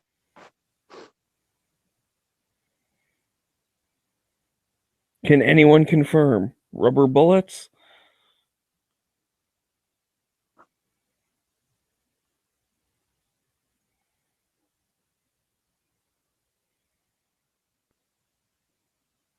Wow, fucking Never Enough Ammo did an hour coffee and guns today. I listened to some of it. Yeah, he was being crazy. You can't sell an SBR. Just like, yes, you can. It's not even hard. That's yeah, you had mentioned something that I hadn't thought of is just take it apart and sell the upper and the lower. Yep, and you don't have to do anything to take it off the register. There's no cost or time. You can tell them or you don't have to. So you could just be like, inform them or whatever, be like, oh yeah, I don't have that SBR anymore. Like, it's Or not not. an SBR anymore, and they just take it off the list. Or not. I don't think there's any duty. I mean, It's only when you get caught within possession of it, right? That's when you need to have like your paperwork in order or stuff. No. If you take an SBR and you put a full-size barrel on it, why would anybody ever scrutinize it? And it's not against the law to put a different barrel on it. It's not against the law once it's not in the configuration of an SBR to have in any configuration that's not illegal. So you're A-okay, good to go to sell that to so many people do it all the time. That's one of the reasons why Moon was saying there's no reason to keep them on the registry.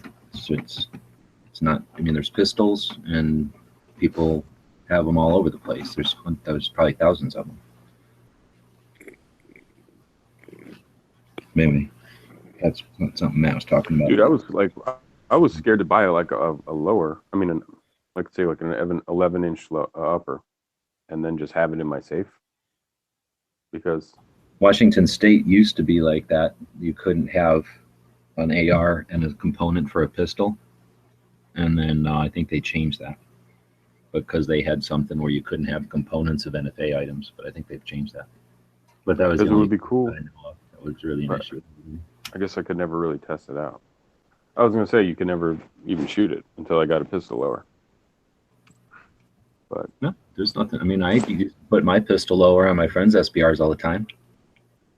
I mean, my pistol upper on their lowers all the time when we'd shoot them. So, I mean, I could have had a pistol lower that I just brought over to my friends and shot it on their SBR lowers and then just owned it and then had it right next to a bunch of ARs. Unless it's in configuration, there's no law that says just because you can make something illegal, you're in trouble. Otherwise, I thought there was some type of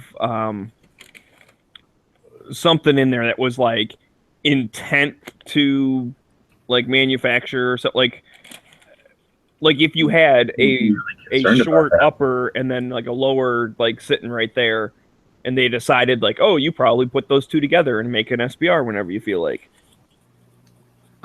Again, people have that concern, but except for Washington State, if there was another state that had a law against owning components, that was the only state I was aware of that had a law against it. There might be some states back east that you can't own components, but not at a federal level. Because then anybody with a hacksaw is in the intent of making an SBS. Like if you own a shotgun and a hacksaw, you'd be guilty right there.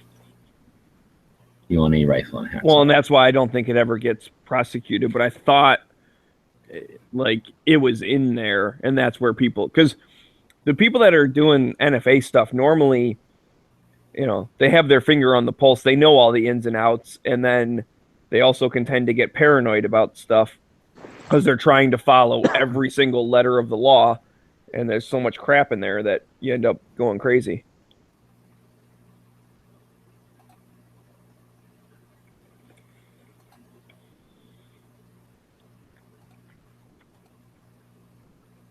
I was like, I know Sean was talking about, you know, he's got an SBR, and then he also sends the ATF, like, and this isn't required, but it's like hinted at that it's encouraged, is to send in every configuration that it might be in. So he ended up just like putting in this huge list of like every caliber and every length of barrel like ever imagined. Like it might be in one of these configurations at some point.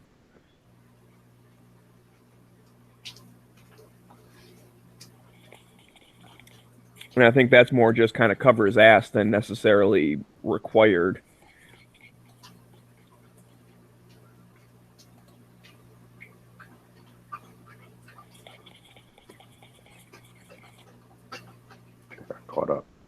I got caught up looking at holiday pizzas.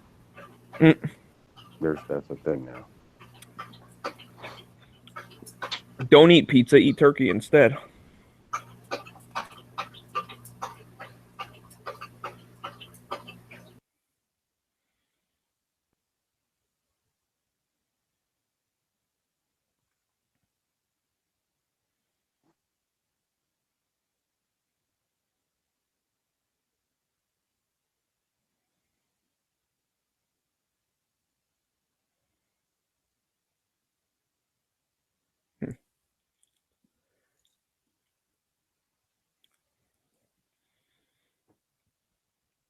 Let's see if I had any more liberal idiots respond to me at that video or about my comments.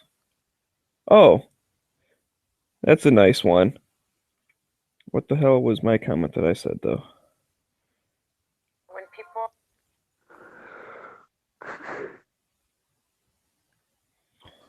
Okay, so this was about the Washington maybe allowing, concealed weapons in stadiums and stuff, right? So this guy, the original comment was more shootings equal more fear equals more guns equals more shootings. What could go wrong? Well, that's fucking dumb. So I went with this. Is that why gun violence has been going down the last 20 years while gun ownership has been going up? More guns does not equal more shootings. This guy's clever response was wrong, wrong, and wrong, idiot. Hmm. Oh, I've changed Liberal. my mind. You've convinced me with all of your stunning logic and statistics. Did he put that? No. No. I was gonna say I wouldn't be surprised if he did. They don't want to hear that. Yeah, no, all he said was wrong, wrong, and wrong, idiot. It's like, really? Because I'm pretty sure gun violence has been going down the last 20 years. That's correct. Gun ownership's been going up. That's correct. That's all I said. What part's the wrong?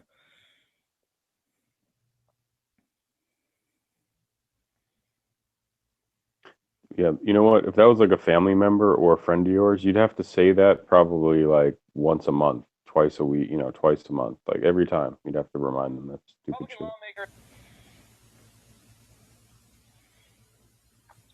Yeah, and then this was another comment earlier, but the dude goes, "Why don't this?" I love this wording. So just it's funny, and I know some people, if you were listening earlier, I was talking about it when Just Moon was here. But why don't we non-gun believers boycott all places that allow or encourage guns? That would make an impression. I love that wording, non-gun believers, as in like they're fairies or pixies or something. Like if I don't believe in guns, they don't exist. They can't hurt me. Who the fuck's a non-gun believer? I think everyone believes they exist. Just a matter if you like them or not. So, anyways, and this other guy was like, "Yeah, that's a good idea." So my response was, "Guess you'll never leave the house because almost all places you go in a day allow carry. Go to the store, someone's carrying. Stop at a gas station, someone's carrying. Walk down the sidewalk, someone is carrying. You're around guns all the time. You just don't know it because nothing bad happens." Which I think is pretty true. His response is, which is actually funny. He starts with absolutely true. So like he knows he's around guns all the time, and yet he's still scared of them, whatever. Then he goes, "But if I see a gun, 911, they will be so busy answering calls. Eventually, they will have to either give up, either give up and declare total anarchy, or enact gun control as the majority of the country wants." What the fuck? Or So because could you're go to bugging the jail for 911 calling officer, 911, yeah, exactly. They're Calling gonna- 911 over and over again. and he's like, Challenge them on the majority of the country, since a majority of the half of the quarter of the people that were voting for it didn't even vote for what's her face's dumbass with her stupid policy.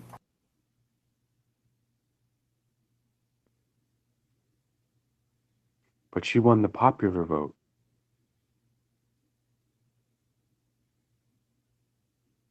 Nowhere near a majority of the population, though.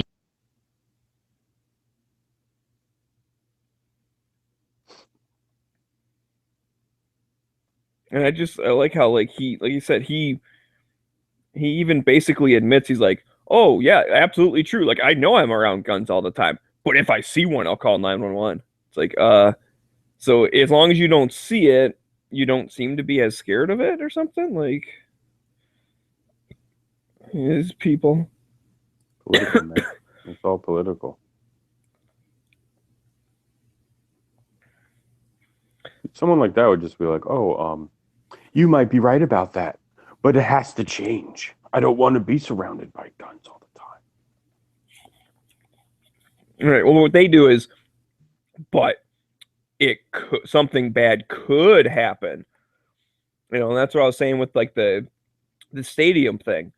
The type of people who have the concealed carry permit that would bring a gun to the stadium, since most states don't allow you to be drunk while carrying, because that's what they always go to is like, "Oh, great, guns allowed in a football stadium. Drunk people are going to shoot each other if their team scores a touchdown." Like, no, that's not going to happen. But so most people wouldn't be drunk carrying anyways. And then I also would say the vast majority of people, even if they're drunk, are still smart enough not to kill someone. Like, that seems reasonable. You know, like, if someone like, hey, your team sucks, I don't like you, bang. That doesn't happen. It just doesn't. It should, though. It's- Sick of this shit. The- I want to go see Rogue One, man. I'm going tomorrow, man. Fuck this bullshit. those people that make that argument are they're a good candidate for if gun owners were as evil as anti-gunners say we are, there would be no anti-gunners.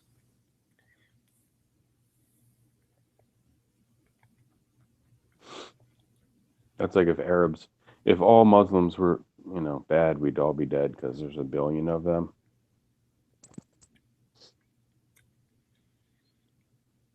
Yeah, that's a good point. Like if all, there's a lot of gun owners. There's 7 million of them in Cali. Can't even get their shit together.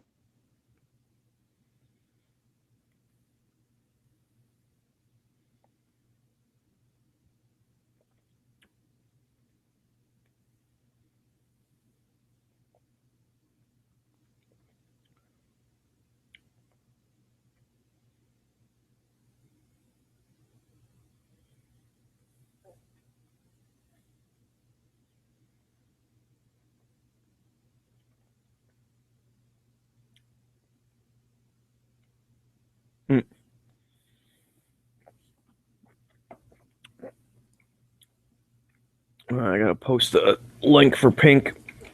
It's on the Young Turks, their recent video about the gun thing. I can grab a link for you.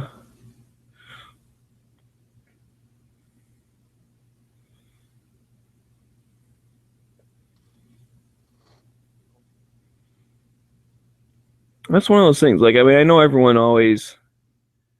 Oh, forget it then. Oh, you don't like Young Turks? I know everyone always kind of gives they'll give me shit for even watching them to begin with, but I like the Young Turks half the time. And then other times I just want to smash my head against the wall.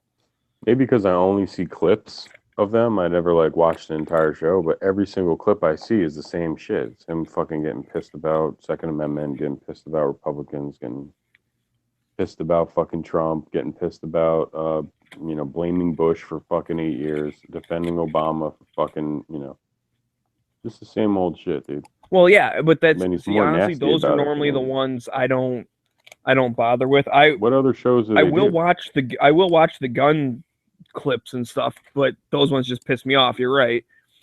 But no, I mean, they have a thing about like Facebook's new thing or whatever. It's like, oh, that's kind of interesting. Oh, so they just do regular deal current event stuff. Yeah, and then it's also they'll do. I started watching them because they always had just kind of weird, college studies about whatever sex or something, like video games or whatever. Like, it was just regular shit you wouldn't see on CNN or whatever. Yeah, it was just regular news. Like new studies. I always thought they were just super political, all the time. You know what I mean? They're starting. I don't watch more, Hannity, but I'm sure Hannity occasionally does regular news stories. You know what I mean? But a majority of the time, it's politics. Right. And I think they're getting more that way, where all their stuff has just been this whole past election is just how evil Trump is and how awesome Bernie is, but we should vote for Hillary anyways. Once he lost, they all went into salvation mode of anyone but Trump. I mean, I know we love Bernie because he's all free college for everyone and corporations are evil. And I know Hillary is about the exact definition of a fucking, Wall Street shill that just is all about money and politics. And she loves the big businesses and loves the big banks. And she fucking broke the law a million times and all this shit. But she was going to do free college too, man. It was just. Yeah, sure she would. It was just online colleges. We have that now. It's called YouTube. There's a YouTube channel. It's called Yale Courses. you can take Oh, I've seen basically that shit, dude. a fucking a class from Yale. They have every single That's one of been their any- lectures online. It's You just crazy, don't man. have to do the homework or the tests, you know? But you Or can get even the get the credit, books or- they're reading from and shit. I've taken a couple of classes at Yale. I just never paid them for it, and I didn't get credit for it. But Yeah, I know saw the that. same shit that the people who took the classes know. Yeah, I saw that. They had a really good one about evolution. Like it really got into the nitty gritty of the stuff and population statistics and all this. Like it was math oriented evolution type stuff, and it was really interesting. I liked it. I forgot what they call it, but basically, when I've seen his opinion on certain things, and they were so against what I believe in, like in humanity, like basic human stuff, then I can't watch him on any, like then all of his, I just can't trust him for like anything. I mean, I guess I could agree with him a lot, disagree with him. Oh, I agree with him on this, I agree with him on that. But the way I've seen him go off on the second and stuff, and just talk about fucking how it was all about slavery. Just some of the shit he said was just so vile and just wrong. Yeah, It was debunked and wrong. That like now I can't watch you when you have a cool study about like some shit, like because everything I just can't trust a fucking word you say. You know what I mean? As a human being, like you're just done. That's all. right. Well, I guess I'm Can you okay imagine with if it was like a real fucking clans, like a real racist guy was up on there talking some real racist Klan shit. But once in a while he had a cool story on like, what coffee does or how they make coffee or some shit. Like I'm done, dude. Like I don't give a fuck about your other content. You know what I mean? Like it could be great. Just done with you, man. Like you said the fucking Second Amendment was about slavery. Or like, the fuck are you talking about? No, I know what and I actually, it's funny. I know exactly the example you're talking about because he was talking about like the first militias were all about like slave hunter, people that like would capture escaped slaves and all this shit. And it's like, wait a minute. So you can condemn the founding fathers because at the time they lived, like slavery was a thing, and you can condemn militias because sometimes people got in groups to catch runaways like that. So you can go back in time and condemn all that. And you can judge the laws we have today. Like, we shouldn't have these freedoms because back in the day they used the freedoms to catch slaves or whatever. And yet the first gun control laws were all about keeping freed slaves from owning guns. And you can't see how that is also bad. Like, I would condemn all gun control laws today on the fact that they were founded in racist things. The same way they're condemning all freedoms today because the Constitution was founded in racist things, which it wasn't, but I mean that's their argument, but it doesn't go the other way.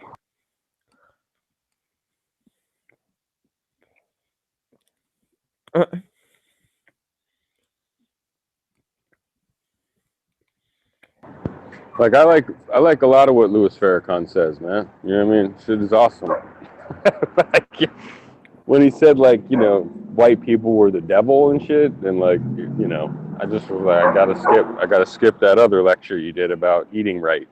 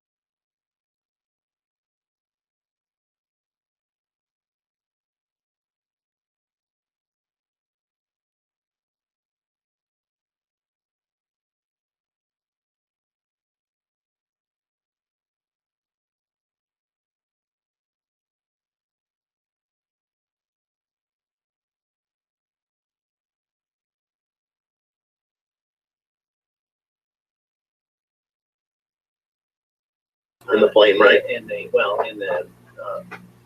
whole military inventory, as far as I know. Mm-hmm. Yeah. So ejecting on low-level raids is counterindicated. Yeah. Unless they're inverted. Yeah. You have to be nice to your pilots so they flare up the aircraft so you can Right. At least they can escape in a safe manner. At least they can spit you out horizontally, if nothing else. So, although I imagine if very few people in the Air Force ever have to eject. Yeah, I don't know what the statistics are. That they're very safety oriented because they spend a lot of money training pilots and they spend a lot of money on the aircraft and they don't want to lose into some kind of an accident, unnecessary. Right, exactly. And as Americans, we do value life.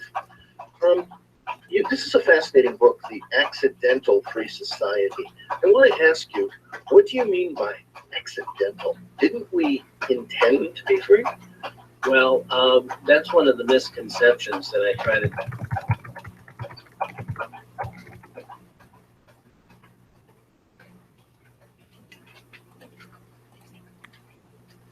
Yeah, go for it, G-Web, if no one else is really talking.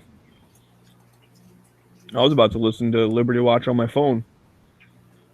It will keep cutting out because I have bad internet. What you see with that is one monarchy, one sultan, one nations monarchy after another. Huh? There really are. Nothing.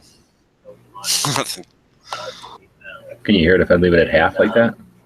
If you Yeah. look over that history, one of the first See, now we can say stuff like, fuck that dude, that should go on when you etc. read my book. It's like mystery radio science theory. We should do this for all chats from now on. We have a lot of different names for the same thing, but all the government power is concentrated at the top.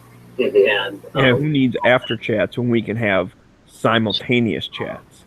even Exactly. though, Prince Charles or somebody might be Prince might be Charles, popular fuck Prince today, Charles. See? going back in time. Now everybody knows my feelings on Prince There Charles is a legacy in of real time. Fuck that guy. going all across human history. And there still is to some extent. Oh yeah, I mean the United Nations is basically a big club of Fuck dictators. the United Nations. Dictators, Strongmen and more like thugs. dicks. A pot of despots, Yes. They took her gun. Desk pops. that we should be saying on the air these days. Well, we're getting We're running a field, I think. City, a natural, is man's society a natural state of peace? well. One of the things I point out is that when you look at this historical survey, you have to conclude that when everything is concentrated in the top like that, and you look at the constant warfare, constant struggle for power, that even in a free society, the government has what I call a monopoly of violence. Some call it a monopoly of force, but you can consider it a monopoly of violence. Right. And this monopoly of violence is basically the definition of government. And so what you have is a constant struggle for power to monopolize that violence. To what end? Well, the government, there's kind of a natural acceptance of this monopoly of violence as long as the government provides certain kinds of things. One of the terms I borrow from Chinese history. If I keep saying monopoly of violence, you'll buy it, right?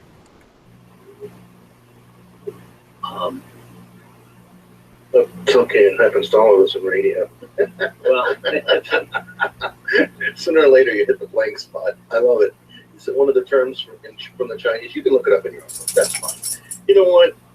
This is live radio, and that's what happens. And folks, I'll take the opportunity to say that after the break, you can call in the Perfection Auto Works mobile studios out here at the Gun Show at 3750 Rocket Radio Gun Show at 3750 East Irvington. You can call in at 520-790-2040 and ask Mike Schober anything you want. The book is called The Accidental Free Society, and you can call in and ask him anything you would like. And you were going to say about following the Chinese?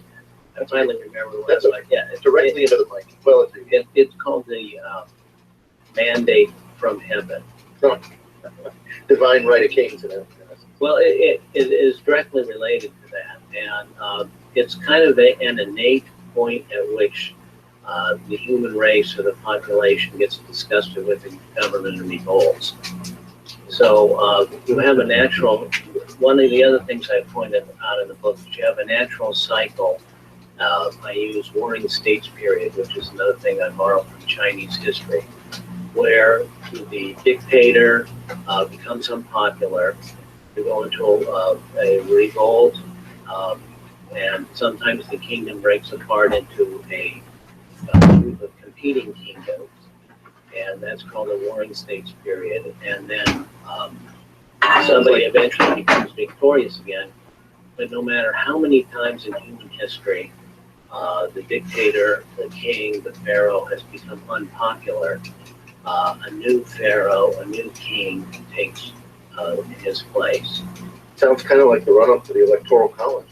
Well, I don't know about that, but I mean that's the sad part of the history of this is that, and one of the things that you an appreciation for how unusual the freedom and democracy we have is when you have 5,000.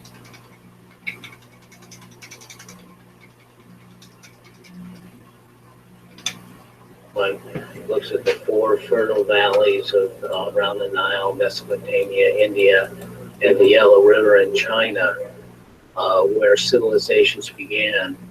And no matter where you look, every single one of those different fertile valleys, the civilizations that developed independently in Central America. I don't know why South Pink would America, leave to sleep. He could just listen to this to sleep. Dictatorship. They all have power concentrated at the top. And one of the remarkable things about these early civilizations was the God King, the concentration of all secular and spiritual authority in one individual. Mm-hmm. And we still see it today. It's working for me pretty good, and I hopped up on caffeine. Around the world, largely Islamic theocracies.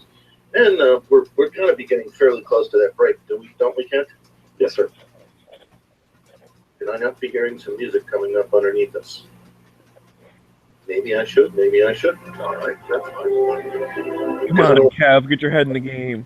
There we go. All right, you're listening to Liberty Watch with Mike Schober about the book, The Accidental Free Society. It sounds like he's on location at that gun show. Call in now and ask anything you'd like at 520-790-2040 in the Perfection Auto Works. Well, there's a big gun show or something today.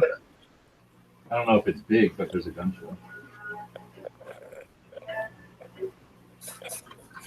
You're a mean one.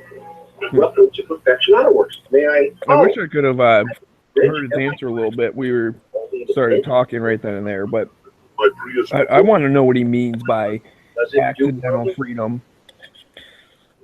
What he means by what? Accidental freedom, like that's the name of his book or whatever. And Charles pretty much straight up just asked him, like, what do you mean by that? Didn't they give us freedom on purpose? And then he started describing, but that was right when you asked, oh, does this sound okay? And then we were talking, and so I didn't quite hear the answer.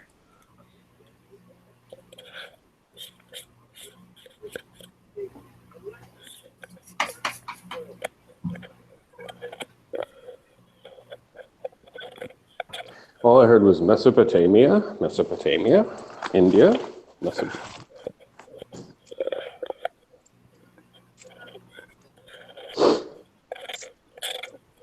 This guy sounds like a real professor type guy.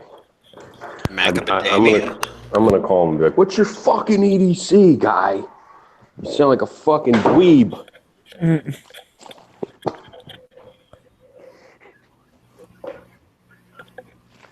What's your EDC, Did your AR please? barrel ever get too hot? I have a product for you.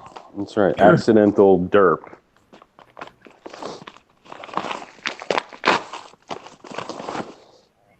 I mean, I don't understand why it's not, this product isn't really taking off at SHOT Show this year.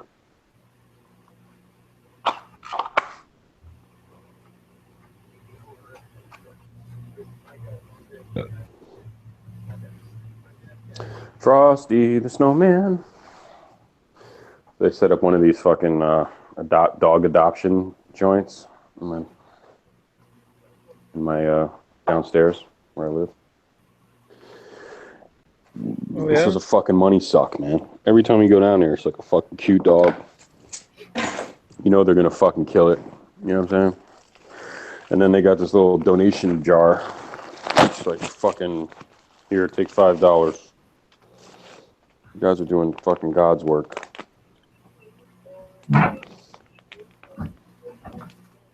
I just saw a thing about PETA that was talking about how, you know, they euthanize like 98% of the animals they get. Mm-hmm. Yeah, PETA does that, yeah.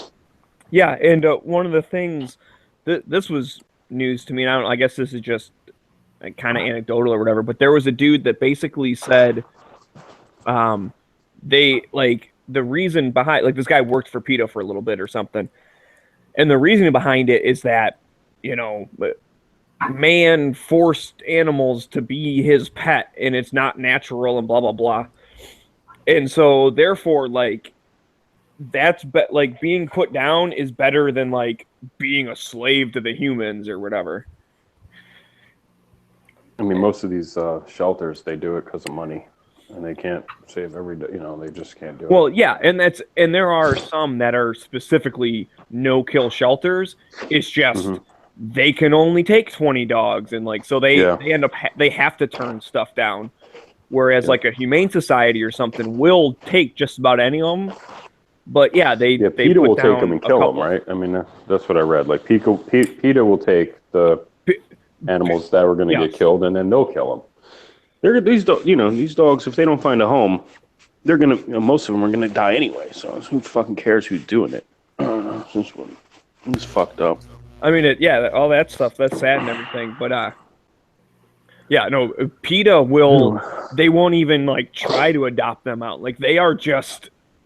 They're just crazy on that one. Yeah. And that was what I was saying. This is where it might be anecdotal.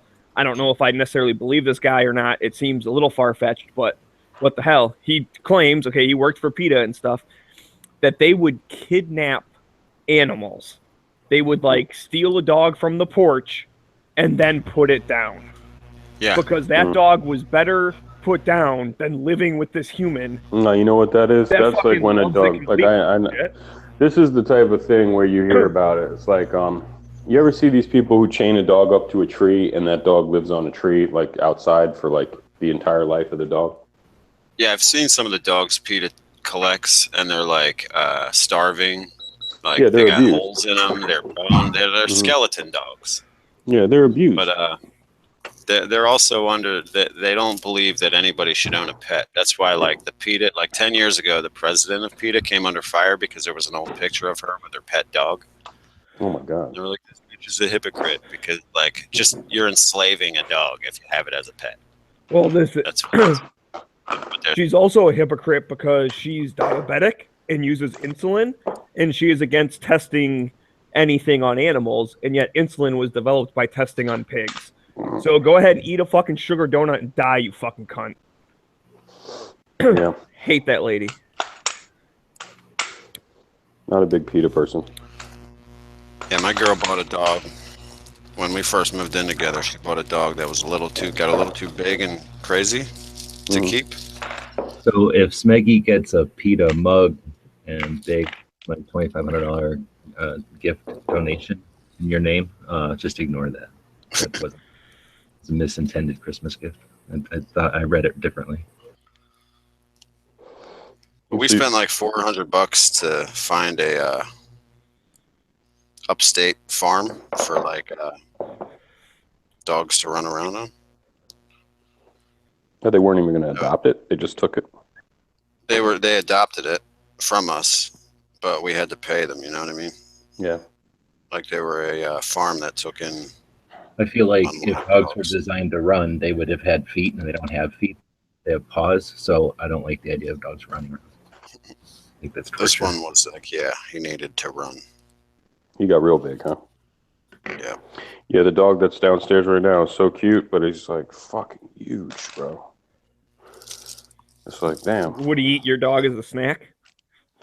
Even if I didn't have this dog, I couldn't take that dog because the dog is just too fucking big. Like, you need a house with a farm, like with a big ass fucking yard or something. There are people in the fucking city with huge fucking dogs living in small ass apartments and shit. I kind of think that's fucked up. You know, Unless they take them off for super they expensive got to take them walks all out. the time, or Yeah, you got to take them out a lot. or better yet, if you take them on a bike, like then you don't get super tired, and they still get to like run. I used to rollerblade with my dogs all the time just so I could fucking keep up with them because they were way too fast for me, and they liked going for walks, but they were always like they wouldn't necessarily pull on the leash. I mean, I taught them to like walk my speed. But boy, do they want to. As soon as I unclipped it, I'd get like a few houses down. I'd unclip them, say, go home. And they'd like run down the sidewalk to the house. And they just fucking took off. That's the kind of dog torture that dogs need to be rescued from. Savage. Now you see what PETA's about. PETA's about helping these dogs, man. And naked chicks in cages. Dude, I took care of my dogs. Don't even fucking claim I didn't. Even in jest. I was good to my dogs. Yeah, I don't fucking joke around about dogs. I just put a smooth trigger in my Glock. And, Well, like a 17 yeah, trigger? In a 19, right?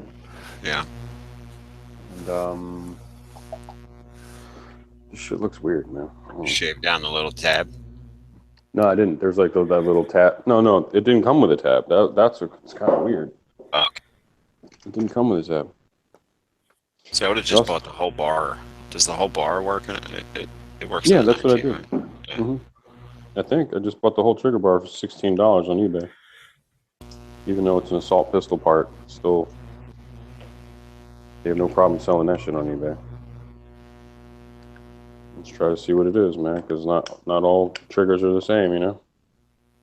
If this one's creepy as fuck or whatever, I'll just keep it as a spare. That's what I like about Glock so much, man. It's just took me for like 5 seconds to do this. Yeah, I'm afraid that if I ever change out the parts in my Gen 3 that I carry, it's gonna like change the trigger pull.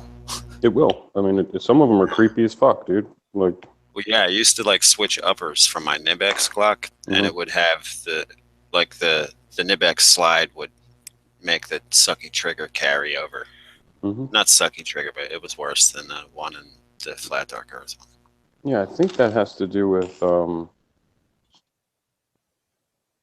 plunger too. Like if you get the safety plunger out and just and clean it and like lube that, not lube, but a light coat of oil in there, clean that motherfucker out. That channel where that can create a bad trigger. Yeah. There's other shit though, I'm sure. It's like I've only done it to 1, not 2 Glocks. But you take that plunger out and you like put a little dab of Mother's on it, and then you rub it around on the on like a cotton piece of cloth or whatever, and it polishes it up real nice. Makes it so when that thing's rubbing across it, you feel nothing. Yeah, it's not bad. It's fucked up about the RMR. Whenever you're cleaning your gun, you got oil on and shit, you put the slide back on. You always fucking wind up coating your that glass with oil. You know what I'm saying? Like,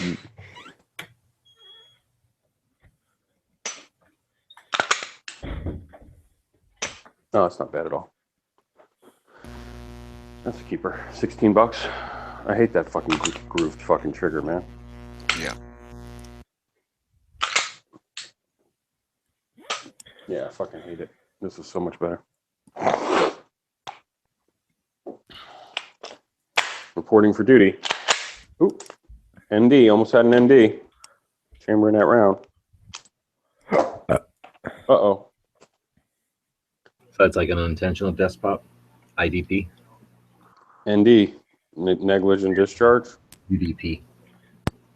I don't know.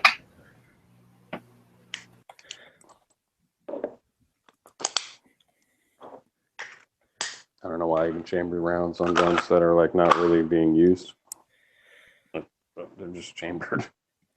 Yeah, you're just asking for, you know, them to go out Darn. and find a child. I'm asking for like the, you know, if my apartment has a fire and the firemen come and they're like, let's play with his gun. Like every single one has a fucking round in the chamber.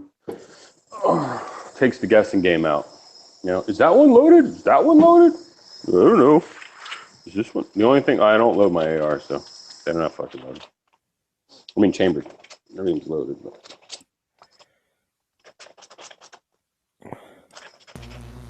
I have snap caps in my 34 right now. Oh yeah, you playing with it? Yeah. Dry fire practice. Hey, buddy. Yeah, I put those Ameriglow sights on it as a Oh placeholder. yeah. Which ones? Just the 3-dot. Oh, I'm gonna switch them over to my Gen 4 when I get. I think I want the. What are the Gen Wilson 5 Combat ones with the Oh yeah, the Vickers. fiber optic? The Vickers. Is it cheaper to just get the Warren Tactical? Or which ones? The cheapest ones got? right now are Terrans. The Terrans on they? eBay are $70, and they're fucking badass. You know what the difference is? Okay. The Warrens are they're like Parkerized. They're just Parkerized, right? The fucking Terrans are Melanite. So they're just better in general because they're not going to rust like the Warrens. And they still have a U-notch in the back? The Warren? No, these are squares. They're just technical, like competition accuracy sights or whatever. You got a real thin front fiber. Also the Terrans, the fiber in the front is like they somehow get it all the way to the top edge of the fucking front sight. So like sometimes it's in the middle, the fiber. Yeah. The hole.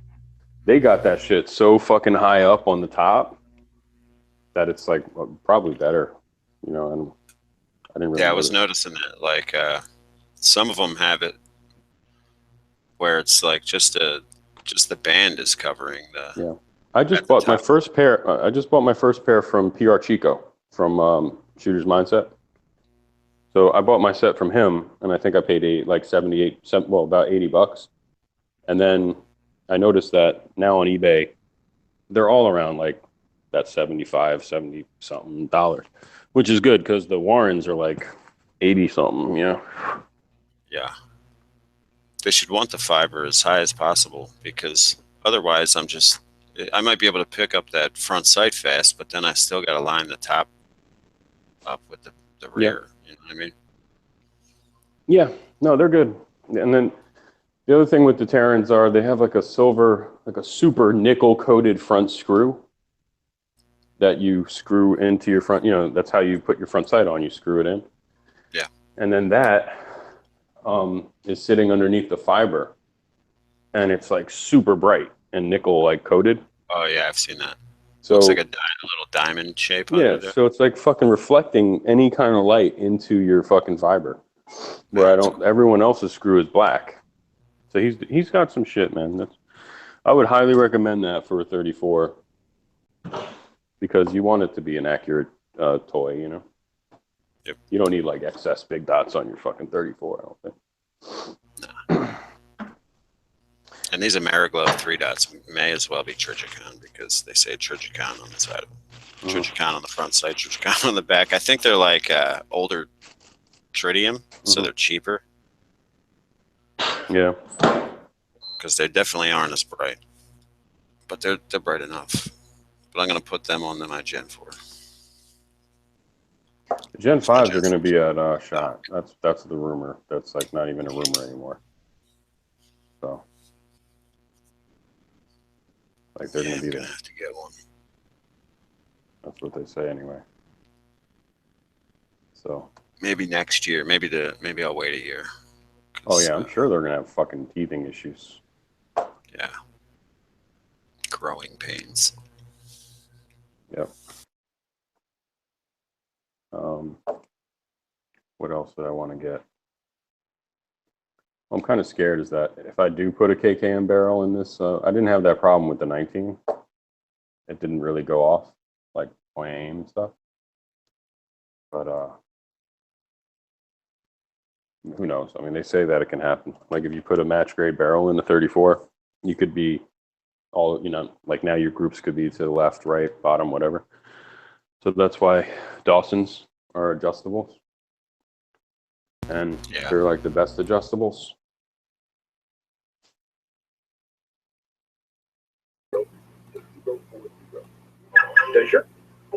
But that would suck if like because right now I got the Terrans on that thing. Yeah. I'm just gonna keep them, but if I put the KKM in there and then it's all fucked up, like it's off now. Are you afraid about how? Are you even concerned about how those are like 2/3 racist? Yeah, no. You know what? I swear to God, a friend of mine said that shit when I sent him a photo of it. He's like KKM's like KKK. It looks like KKK. Like, dude, you're an idiot. Send him this triple K grips that I get for my CZs. Yeah, you right. Got a CZ, right? Yeah, triple K grips. No, that my other friend just bought a fucking CZ from Colorado, but he bought a Glock 42. He's carrying shit. I told you this is so funny because he's such a liberal. Like he was a Bernie guy, Hillary guy, totally. He told me years ago I was living in fear for carrying and stuff. And then I found he's like a big motorcycle guy, and I was like, yeah, I'm living in fear. I was like, look at you when you ride your fucking motorcycle, dude. Like you got the craziest helmet, this leather protected. He looks like RoboCop when he's riding his bike. He thinks he's a biker, probably. He's got probably issues with his penis. No, I just said, dude, you're literally like some dude in in Florida, like who rides around his Harley with like a t-shirt and a fucking little tiny skull cap helmet. He'd look at you and say, you're riding in fear, dude. Why are you even riding your bike if you're that scared? Like, look at your gear. Like, it's ridiculous. I wouldn't care so much about those people that want to live out their like crazy homosexual biker fantasies. But the thing is that they're dangerous on the streets. Like we normal drivers have to deal with their recklessness out there. And they're driving speeding bullets, man. Those things, when they go wreck out of control, those hit children all the time.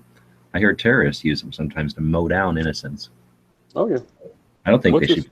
There's nothing in the Constitution that says everybody can have. I'm sure the military can have a motorcycle if they need it for the war. That's it. The thing with his bike is he's got one of those crazy roadster, like, like it's got the radio, it's got sidecar, compartments, and it's sidecar. How much capacity do you need on a sidecar? But yeah, it's like one of these like super roadster. One of them high capacity bikes. So I see what's going on here. Why doesn't he just get two? Like cool. It ain't cool. It ain't a cool bike, is what I'm trying to say. It's like an old fogey bike with the CB and Does it have one of them big windshields on the front? Yeah. I mean, dude, it's like a fucking car. You might as well just get in a fucking car and go for a ride, dude. You know what I mean? My dad had one of those. It was like a cruiser. Yeah. Like anyway, it basically had a trunk on each side. Mm-hmm. But then this guy has like a full leather, like Kevlar gear, like outfit and the crazy RoboCop helmet, and he's telling me I'm living in fear because I've been carrying for like the past 8 years. You know what I mean? I'm like, dude, go ahead. No, here's my point. So now Trump wins, and he's like, which gun should I get? And I'm like, okay. And then he's like, I just bought a Glock 42. Which holster should I get? I'm taking a class. Like, I'm like, dude, what's up, dude? Like, are you guys setting it off? Like, when is the revolution starting, dude? Like, are you saying? What are you? The time, dude? Are you saying? Is Jill Stein like creating an armed fucking force or something? What's the deal? Someone turn the fog machine on? Tell me, man. Is it on right now? Liberal war? I said, dude, don't calm down. I said it's gonna be a while before we put your fucking ass in internment camps, man. Calm down. Is it time, bro? Yeah, he's acting like it's on, bro. Is it on? Like you're getting a Glock 42? But don't you think it's funny though, the way they're like scared now? Like, yes. Nuts were scared of Obama. They were fine. Like Obama, okay, 8 years of Obama, this guy was like, I would never carry, I'm a firearms guy. I'm pro Second Amendment. I just would never carry a gun. I don't need a gun. You're scared. That's why fucking 1 This is a month good- after this- Trump. I think this is a good opportunity. It's a good thing because they're scared of the government, so they're wanting to buy guns, right? Or they're I scared think so. of government, or they're scared of what people are emboldened by Trump or something. Mhm. So Yep. it's a good way to get everybody to buy guns, I think. And I think that a lot of people, a lot of liberals that I knew that got into guns after I did, they kind of flipped to being more responsible people. Oh yeah. It's like it wakes you up. It puts a, Well, it forces you kind of to be responsible. I mean, that's yeah. especially anyone who took a concealed carry class. I mean, they pound into your head like you got something serious here. Like it's nothing to be scared of, but it's something to pay attention to. Not my CCW class. The guy was like, if you ever shoot somebody in self-defense and he's outside of your house, you better drag him inside the house, okay? Oh, geez. Problem is, Yeah, is one of those. the problem is you're never going to get these people to join the NRA. So No. the NRA has to make like a phony, Fake one.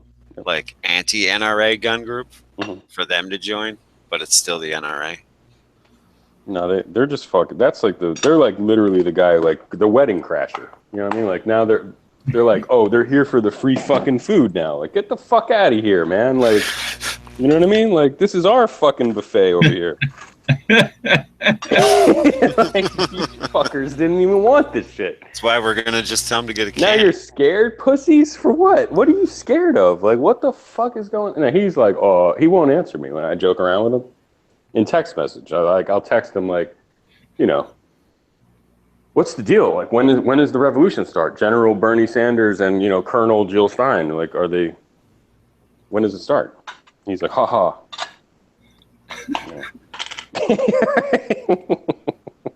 Oh fuck. And he bought a big ass fucking CZ. He bought a big CZ SPO1 like Phantom thing or whatever. And then I guess he figured that out that he ain't carrying. Fuck, man. Yeah, then he figured he couldn't carry that fucking boat anchor around, so he bought the Glock 42. I just felt like saying, dude, 380 don't should've work against recommended rednecks, dude. Should have recommended them to Ruger American. When you're fighting I'm just going to recommend these people, Ruger Americans and mechanics. mechanics, yeah. What about XDs? Uh-oh. Them too. I told you, XDs are fine. Early watch Jimmy guy. They'll like the XD I told safety him. features. Yeah, so what I was gonna say, like, I should have told him, man, like, have you seen Trump supporters? Like, do you really trust 380 against these fucking guys? They're beef eaters, man. They're meat Big eaters. knuckle dragging mouth breathers. Yeah. Motherfuckers. Have you ever seen a fucking a Ford 150 up on a lift? I mean, can you shoot a 380 at that? I couldn't shoot that 42 for shit. Yeah. Too small. Well, I carry my LCP. I can't shoot that shit. I could try. Well, the grip. I can shoot. I've shot in guns as small. I guess they just weren't as thin. Yeah. That's the problem I had with the 43. The grip was like super thin. Yeah. My girl could shoot that 42 though. She didn't like it enough to want one of her own.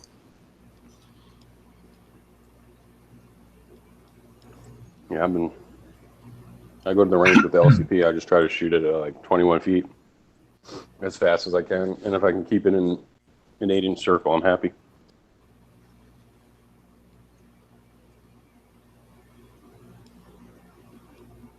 Yeah. You got me doing that every time I go to the range. No, Shoot not at least 21 a yards. 21 feet. Box at 20 yards. No, 21 feet. I'm LCP, dude. Oh, no. I wouldn't even be I'm on talking paper about- with the 25-yard chip. I'm talking about my 19 or the 34 at 20 to 25 yards. I'll be right back. Phone call.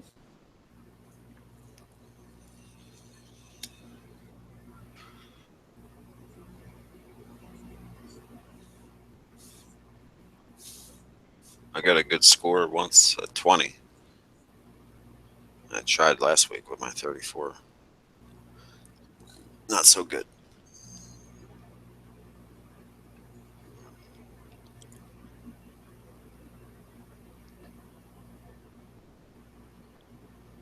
Yeah, I do think that's funny though with the whole liberal thing. There's that one where the dude's got to push the buttons or whatever, right? And he's like sweating it, and the one says that the government will never become tyrannical. You're paranoid, and the other button says Trump is literally Hitler.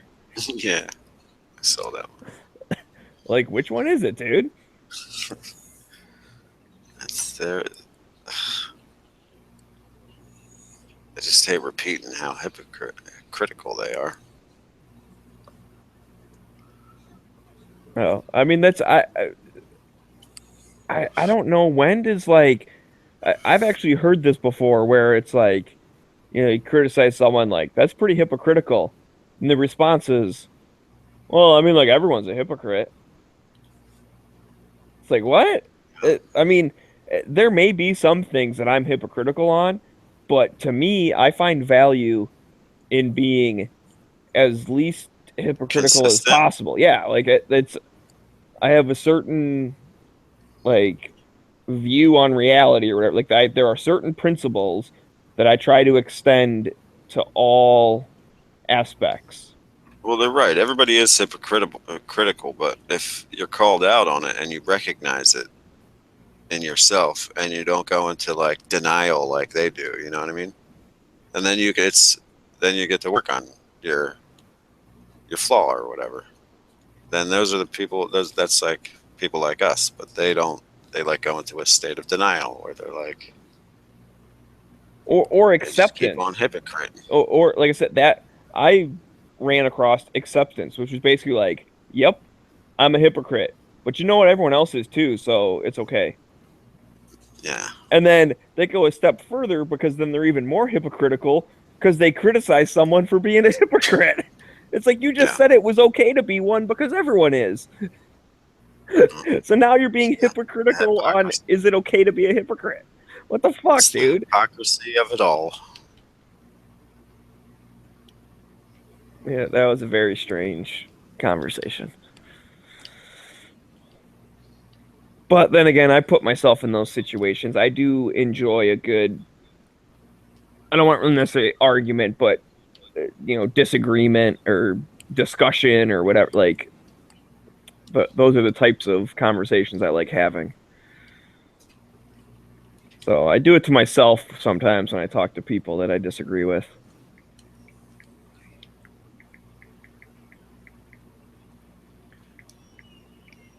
Or I'll even even when I agree with people, sometimes I'll like play devil's advocate, just like I don't actually think this, but what about blah blah blah blah blah blah blah. I don't like saying I'm playing devil's advocate. Right? Yeah, you just do it. Yeah. Yeah. Yeah, I mean, I do it so much with my one buddy about gun stuff that like he just knows that's what I'm doing because he actually knows my stance. So when he says, he'll say whatever, and I'll be like, yeah, but what about the children? And he knows, okay, we're going down this road now. Be able to fix all. You can manipulate or gauge a response better if you're not pre-warning them that you're playing devil's advocate. And then some people think you're stupid, but oh well, then you've gained knowledge. Right. Well, and I do it as if you want to talk like, I don't know, strategy or whatever. Like I do it because for one, it helps bolster my own opinion. If it's like, all right, I'll give the other side the benefit of the doubt, even though they're not here to talk about it. I'll say the types of things that they say, because I can normally see the other side of the argument, and it may just be something like I understand people that are anti-gun. Like I understand how their brain works. I think it's flawed, and I think it's dumb, but I mean, I see where they're coming from. In their brain, they truly think they're making the world a safer place. And so it's a matter of convincing them that they are not making a world a safer place. Well, yeah, I think it's a maturity thing, or an acceptance of reality, or maybe they need to be hit with reality. You know what I mean? Like they haven't been hit with reality. Right. A lot Or of it's people possible they create, just like, haven't. their own safe space bubble, like even before safe spaces were a thing. You know what I mean? They'll create their own little way they see the world. The way they want to see the world is the world they want to live in. Right. Well, and it's possible they just haven't thought about it before. Like, if someone came on here and was arguing, nitrous versus supercharger, I don't have an opinion on that. I know the two things exist. I don't know which is better for a race car, So I've never really thought about it. If someone comes on and makes a clear case for why superchargers are better, it's like, oh, okay, that makes sense. Or, why nitrous is better. Like, okay, I can understand that its benefits. So those types of people are the type that we can reach, because their default position might just be, well, guns are scary, we should get rid of them because bad guys use them. And they've never thought any more than that. So once you start, because it is nuanced, once you start digging into the nuance, then they start going, oh, I never thought about, the little old lady who can protect herself in her house. I never thought about, the millions of people that use ARs just for poking holes in paper and having fun with their kids at the range. Or like, I never thought about that before. That's a good point.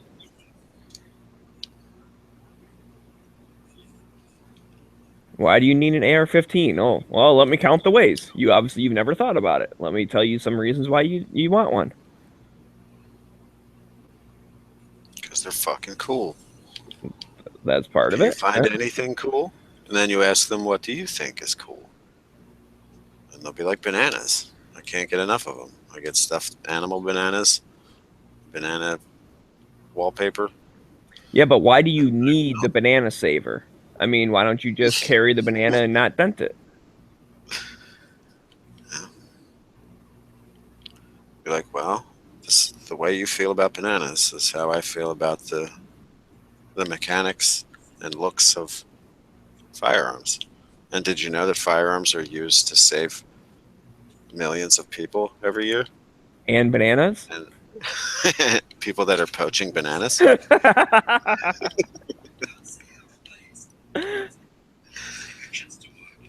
But guns aren't so bad when you look at the numbers. Don't look at the HuffPo numbers. Just check out the FBI.gov. Help me envision. And Well, that's the other thing too, is when you look at just like the total number, whatever, like, oh, these like thousands of people die every day or whatever, like, or not every day, every year. It's like, wow, that sounds scary. But I remember I did the math of like number of, people killed per gun in the US, like using the estimates or whatever. And it's like, holy shit, 0.00001% of guns ever like shoot a person. You know what I mean? Like, Yeah. It's ridiculously small. And then I did the same thing with cars, because this guy was all about, like, he liked that kind of argument. And so I was like, all right, whatever.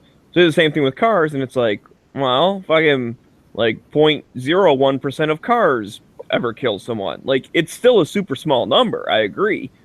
But it's bigger than the percentage of guns. And he's like, well, you don't look at it like that. Think of, like, how many miles driven. So I did, like, miles driven per year versus, like, bullets fired per year. And it was even ridiculously less than that. So, like, for every mile a car drives, it's like, I don't know, whatever, 5 or 6 decimal places percent, like, super small. But then for every bullet fired, one that actually connects with a person is insanely small. Now those numbers were super estimated. I forget where I found some of that stuff. Like, the average person shoots whatever 500 rounds a year, blah blah blah, whatever. I figured it out somehow. And I know it's rough. It's that one's a super rough number. But the point of it is just that if you're getting down to like the 10th decimal point of a percentage, you probably don't have a problem with that thing. Now, if you told me 10% of bullets fired hit a person, and we have a problem. You know, like I It's agree just with like you. anything else that kills people. It wasn't designed to kill people. That's one of their arguments too that annoys me. Is that guns were designed to kill people. Bathtubs weren't. Because you can make the argument about how people drown in bathtubs in Right. mass numbers each year. Yeah, I don't like that Well, argument either. It's bathtubs are just still like, dangerous because people slipping in them and fucking knocking themselves out and drowning, right. It's breaking like, their necks. but it wasn't designed for that. It's like, okay, so let's say I invent like this mechanical back scratcher. Okay, it's gonna save people from having to scratch their back. It's the best thing ever. That's what I designed it for. But turns out it's actually Skynet and it murders fucking like every single person in the world. It could, Does that make it okay because it wasn't designed to kill something? It like you can ignore the deaths because it wasn't designed to do that?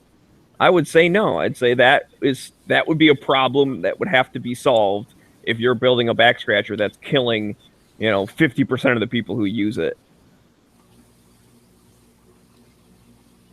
Instagram was designed to be a travel log. So since people aren't using it as it was designed, it should be banned. Or at least regulated. Right. And and I don't agree with people, traveling because they're just using, gas and stuff. Just why? Because they want to see something new. I mean, they don't need to go on vacation. They can just go to work and go home. Yeah. The travel industry kills people too. I did not know Instagram was designed as a travel log. I mean, I know they have like the location feature. They removed it, or they're removing it finally. Oh, I've had it turned Definitely. off for a million years. Like you get, Oh, yeah. it's an option. Oh, you got a little fish here? Location. Fishy. But I remember when I first signed on to Instagram, that's pretty much what it was a lot of pictures from different countries by Americans, and a lot of pictures of pets, and a lot of pictures of dinner. Well, it was supposed to be a thing like as you travel, you go in there and you post your location and a note like about like a postcard, and then you could take a picture. But then nobody used the location part and just used it to share pictures. And then they said, okay, we'll just use it that way then. And they just sort of branded it, and then Facebook bought them.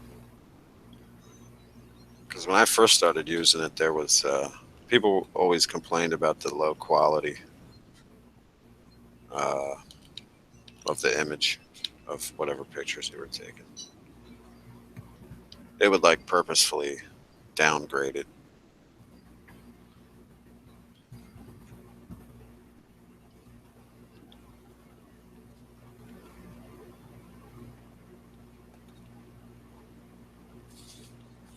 That's why I got off it for like 3 years. Yeah, I got into it just to look at gun pictures. So I think I missed that first little bit part.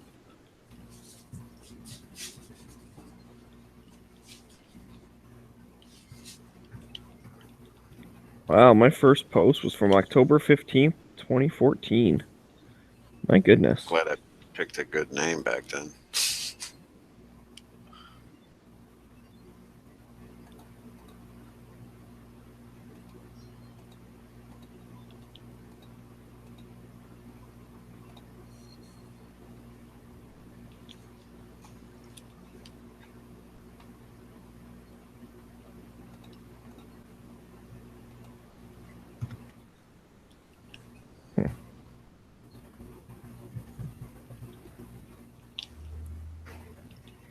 I kind of use it as a travel log. I'm just looking back at some of my pictures. Like, yeah, I do kind of take pictures when I'm in different places. But none of them have the location on it. I see people still do that when they're on vacation. They'll definitely add the location, like if they're in a different country. Yeah, I'll see it every once in a while. I don't what.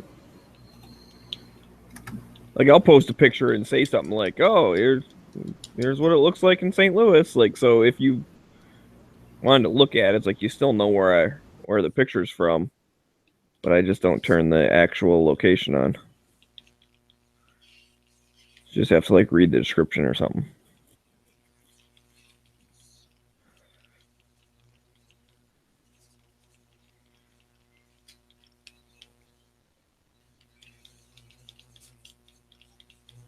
So I wonder if you could like sort by location. That'd be kind of cool. Like how hashtags work, but just like when someone posts it with the location, you could like click on it and see like everyone else who took pictures at that place.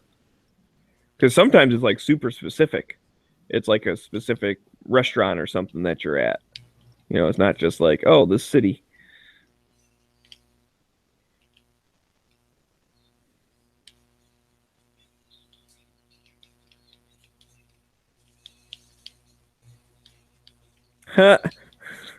Oh, that's in his timeline. That's a bummer. Hosh posted a picture. He's at the airport, and he's got that thing where you can like doodle on the picture or whatever, right? So he's like got things like going home, and there's like a giant snowman next to the plane. And I was gonna be like, "Oh, you're bringing me back to California with you?" But it's on a timeline thing, so I'm not really gonna. Like Smegzilla size, or Oh yeah, it's like his, well, not quite Zilla. I mean, it's like as big as the plane.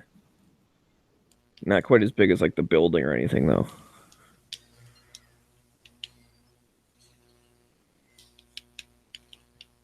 That guy's snowblower's working pretty good. I almost never look at the little timelines. I guess I don't get what's the difference? Why would you want to do something that just like goes away after a day or something? I think they're doing it to like compete with Snapchat, but The little videos. well, sometimes they're just pictures that like they just flash up for Yeah. 10 seconds or whatever.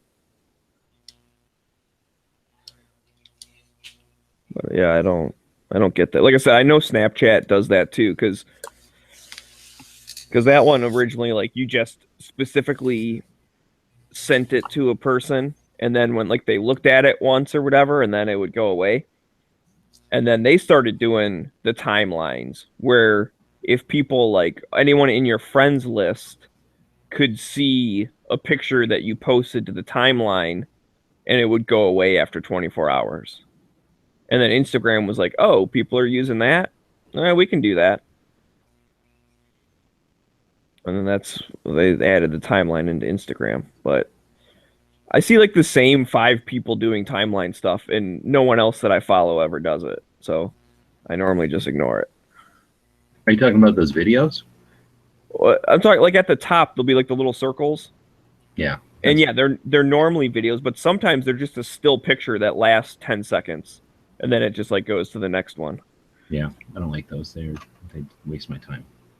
I want to watch YouTube. I'd watch YouTube.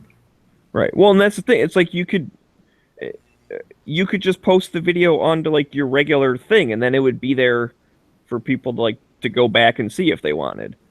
Like I like leaving comments and shit, and you can't really do that on the timeline because the picture goes away in 24 hours. So what was the point of that? I know at least one account where you watch their timeline videos. Which one's that? Mm-hmm. I don't know what you're talking about. All right. Just put it in the side chat. I've been hearing about this for a while. Are you guys following what the hell's her name?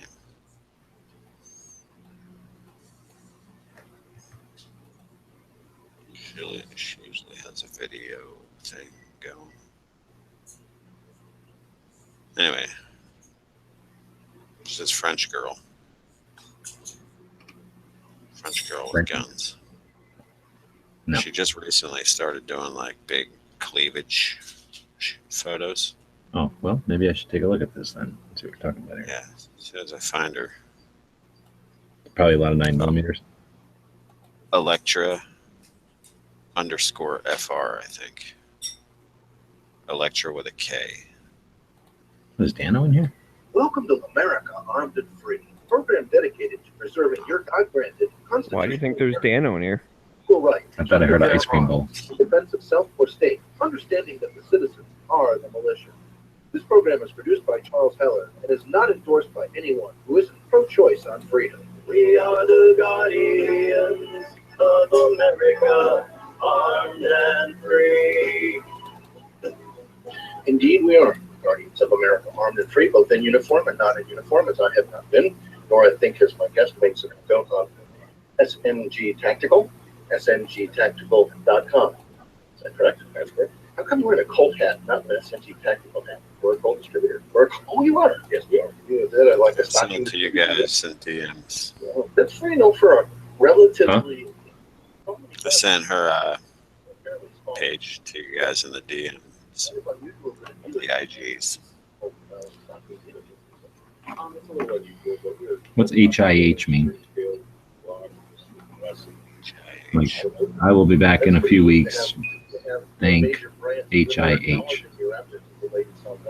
Which is kind of a nice number to have in your cap because I know they have certain standards. That is. Dealers in terms of not only the amount of inventory you move, but also your practice. So, yeah, you have to have fair practices. You have to have good pricing. You have to have good customer service. We pride ourselves. Yeah, you do. I have had many good things put together by your company. I've recently purchased an AR bottom, and sooner or later I will finish putting together. But I paid $49. I can't deal with those like weird cookie sandwiches. I don't like those things. They creep me out. As well as spike stack. HIH, hope it helps. Well, that could be. That's one of the definitions I'm looking at. Yeah, we put the SMG on brand of ARs. This place is kind of funny. Can you hear the thing still? Yeah. I'm talking. Yep. So it's this, well, I'll tell it off air, probably is more appropriate. Oh, here's some boobs. Now I see some boobs going on. Yeah. She has quite a bit of them. And she likes eating them cookie sandwiches, though. Yeah. That was like her thing before she started taking really good pictures. Now this one makes some sense, where there's like 3 inches of frosting in between the one. That I can understand. I get behind that one. And lower means it's there's a dog. Well, that's your dog. You need to get him a suppressor. But we're waiting for the background. Totally good. A lower means a lower receiver. The receiver is the portion of the gun that is legally the gun. And that's 22. So she's 22 years old, you figure? That's young. I never noticed. Or in some cases, it's the group that holds the trigger mechanism. A receiver is a different thing on different guns, or the frame is a different thing on different guns. But it's the lower receiver of an AR-15, which is the part. The little cakes look like those SpongeBob burgers. The serial number. I don't know what that is. Serial number part, right? Serial number, and that is the legal dog gun. That's what he's talking about. So please continue to talk about. It looks like some kind of split level cookie, and then there's whipped Krabby cream. Patties. Things in between them. They look like Krabby Patties. Different colors. It can be sold just as a firearm. So you have to bring a firearm. They're probably good because she's eating all the time. What effect does that have on a person's ability to have a gun the way they want? They don't have to start out with something that got a lot of extra parts of it. I know she does like a lot of airsoft. Start out with the gun that they want. Some of her guns are real. Oh. If you were to buy a standard, I figure her I boobs get are to the fun. bottom of her page so fast. She must have deleted a lot of pictures. a longer barrel or a longer quad rail. It's something that we can do from scratch. What is the quad rail? For mounting accessories objects. It's also the heat shield. In fact, fascinating on that goes on the quad rail of an AR, and it's for the Yeah, outdoor. shoot through that revolver. But Basically, prismed it with markers by hands. Somewhere I got that picture of that way. I don't know if that. Anyway, I've seen I got the picture of that somewhere. It's actually got a toilet paper roll mounted on it. I think they were making a comment on all the accessories you can throw on it if you want to. Right, exactly. But let's talk in practical terms. I don't know how I found this channel. It, like there was one kind of funny thing, and I started looking at their other stuff, and most of them are pretty like immature and stupid. But this one, it's got a. If I had $10 for every gender, and then it's got a picture of that singer dude. He goes, "I got $20 in my pocket." You know, together. I thought that was funny. Anyways, You're sort of in let's check out this tagged person name. picking up in the direct right. So in order to clack guns together, which I've never done, but let's say, but I'm off the track. Let's say I wanted to have either a left-hand safety on my gun, which would be kind of stupid, or to have a dexter safety, which would make a lot of sense. Right. If I start out with an AR that has a safety already on it, you have to take it off in order to attack the safety. Right. I mean, it's a fairly simple procedure, but if you have never done any kind of dexter, that would be a difficult for you. A USB keychain 357 Magnum. That thing's kind of cool. The custom AR, but then I can tell you, I'm left-handed, I want an extra safety on that. That would be part of the price. That would just be part of the assembly. Part of the assembly. Is it any more expensive to have an extra safety than a? It's marginally more expensive. You're probably looking at an extra $500 per standard. There's a lot of upgraded safety, different size levers, shape levers. You know, unlike a handgun, having an oversized. Do you think like she promotes those cookies somehow or something? Like she owns a bakery or something? It's accessible and with gloves. Yeah, with a handgun, you're worried that if you have an oversized safety on it, it's going to make it easier to manipulate it. It also makes it easier to wipe it off on your shirt. Oh snap! My girl follows this girl. Yeah, especially if you're so parenthetically like me, your fat hole has a tendency to wipe the safety up. They probably follow each other for boob tips. Because I think the only proper way to carry a 1911 if you want to play your rock and roll is to have the hammer back and the safety on. Different ways to fluff them up and present them and whatnot. Very, very close to the body. I use a belly band, which by the way I bought you the Santis belly band, an excellent product that you sell over there. And I'm a little concerned that if I carry it top to line, that because it's exactly up against my skin, that it'll easily wipe off the motion. It's a concern if you think it's going to be a problem. Yep, she is in love with them cookies. That makes sense. But it all depends. Does her name rhyme with smothered mess?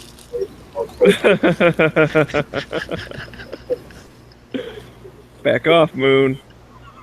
I already got Marco got a fucking chained to a tree. He texted me one night at like, I don't know, 12:30, 1 o'clock or whatever, and sent me a screenshot of a text message he got from her. Like just rubbing in that he's got her number. I was like, fuck you, dude. That's funny. I mean, obviously I'm a realist that I know, like, whatever. But it's like, it's still, that's rude, dude. That's fucking rude. Did you ever follow up? Yeah, no 50 bail rules. Actually, there is we have a. That competition rifle looks pretty cool. Not anything working. That's a check. Yeah, the weird looking 22. Yeah, I mean, it's like super decked out for like everything or whatever, but. It's like a Kristen Joy Weiss rifle. Whatever that chick's name is. I mean, this chick's got like medals and shit, so she's obviously good at what she does. Who? The Electra.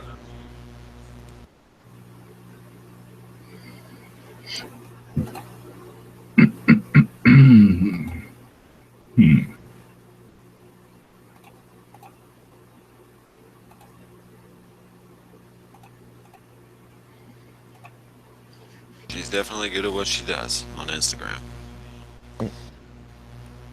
Vulgar. Well, she got a 395.1 out of 400 at the France thing. Boob contest. I'd give her a 100. No, the shooting holes in paper contest. Y'all are so sexist. I'm not looking at her page. I was just assuming. It's sexist to assume that she has boobs. Or that she would go into contest about it. She's always showing them, so it's not like she's unaware of them. She definitely, it's a new thing for her. I've been following her for a while. What, to start putting the boobs up, you mean? Yeah. Oh. Probably got sick of me not following her page, so she's like, oh,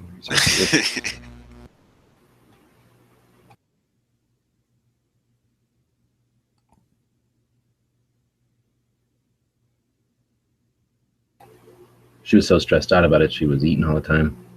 And little sandwiches, cookie sandwiches. She wants to share.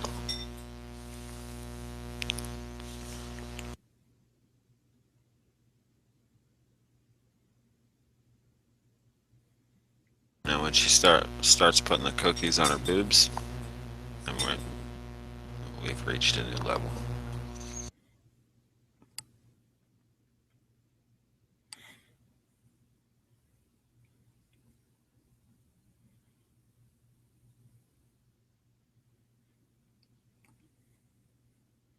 They are. That'll take the same magazines. Oh, and so you would add probably 75 feet per second per inch of barrel.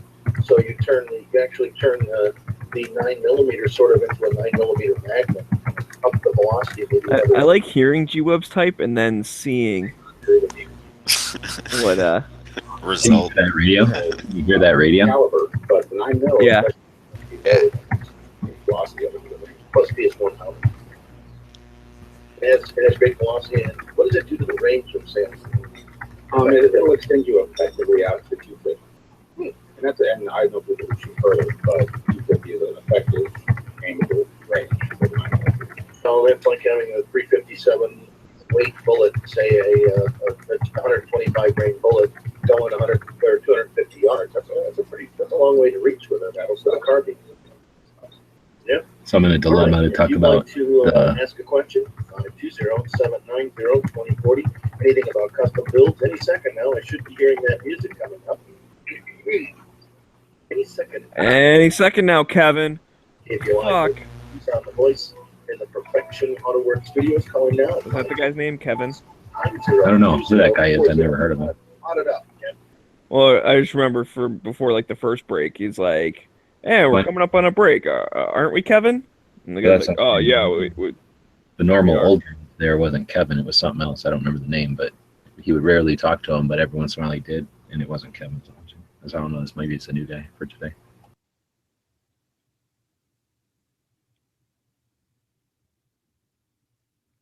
But I thought that was the guy's name. Anyways, because he's like, I should be hearing some music then if we're going to break. And then all of a sudden you hear it kind of kick in.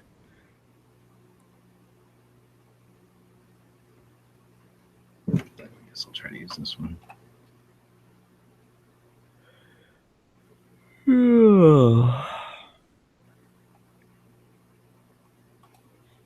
Oh, goody. More new comments.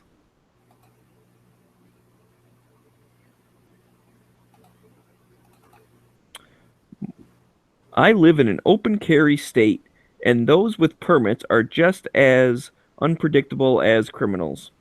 Are you on a computer right now? Yeah. Do you use Google Drive ever? Yeah, kinda. I'm on that one. Which one? Creators thing that you made a while ago. Okay, so then I'm gonna go to another one I got.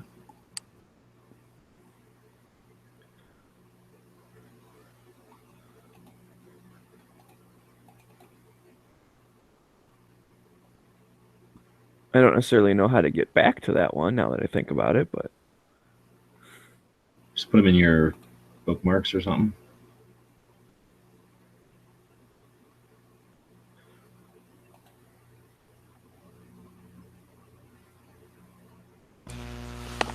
Muted the whole time I'm talking. After I put my tax stamp in, pay for my tax stamp for my SVR, I'm gonna write Trump a letter every day and mail a letter every day to the White House, asking to please speed that up. Just speed that up. Could you speed that up? We'll see what happens. I'll document it on the Instagrams.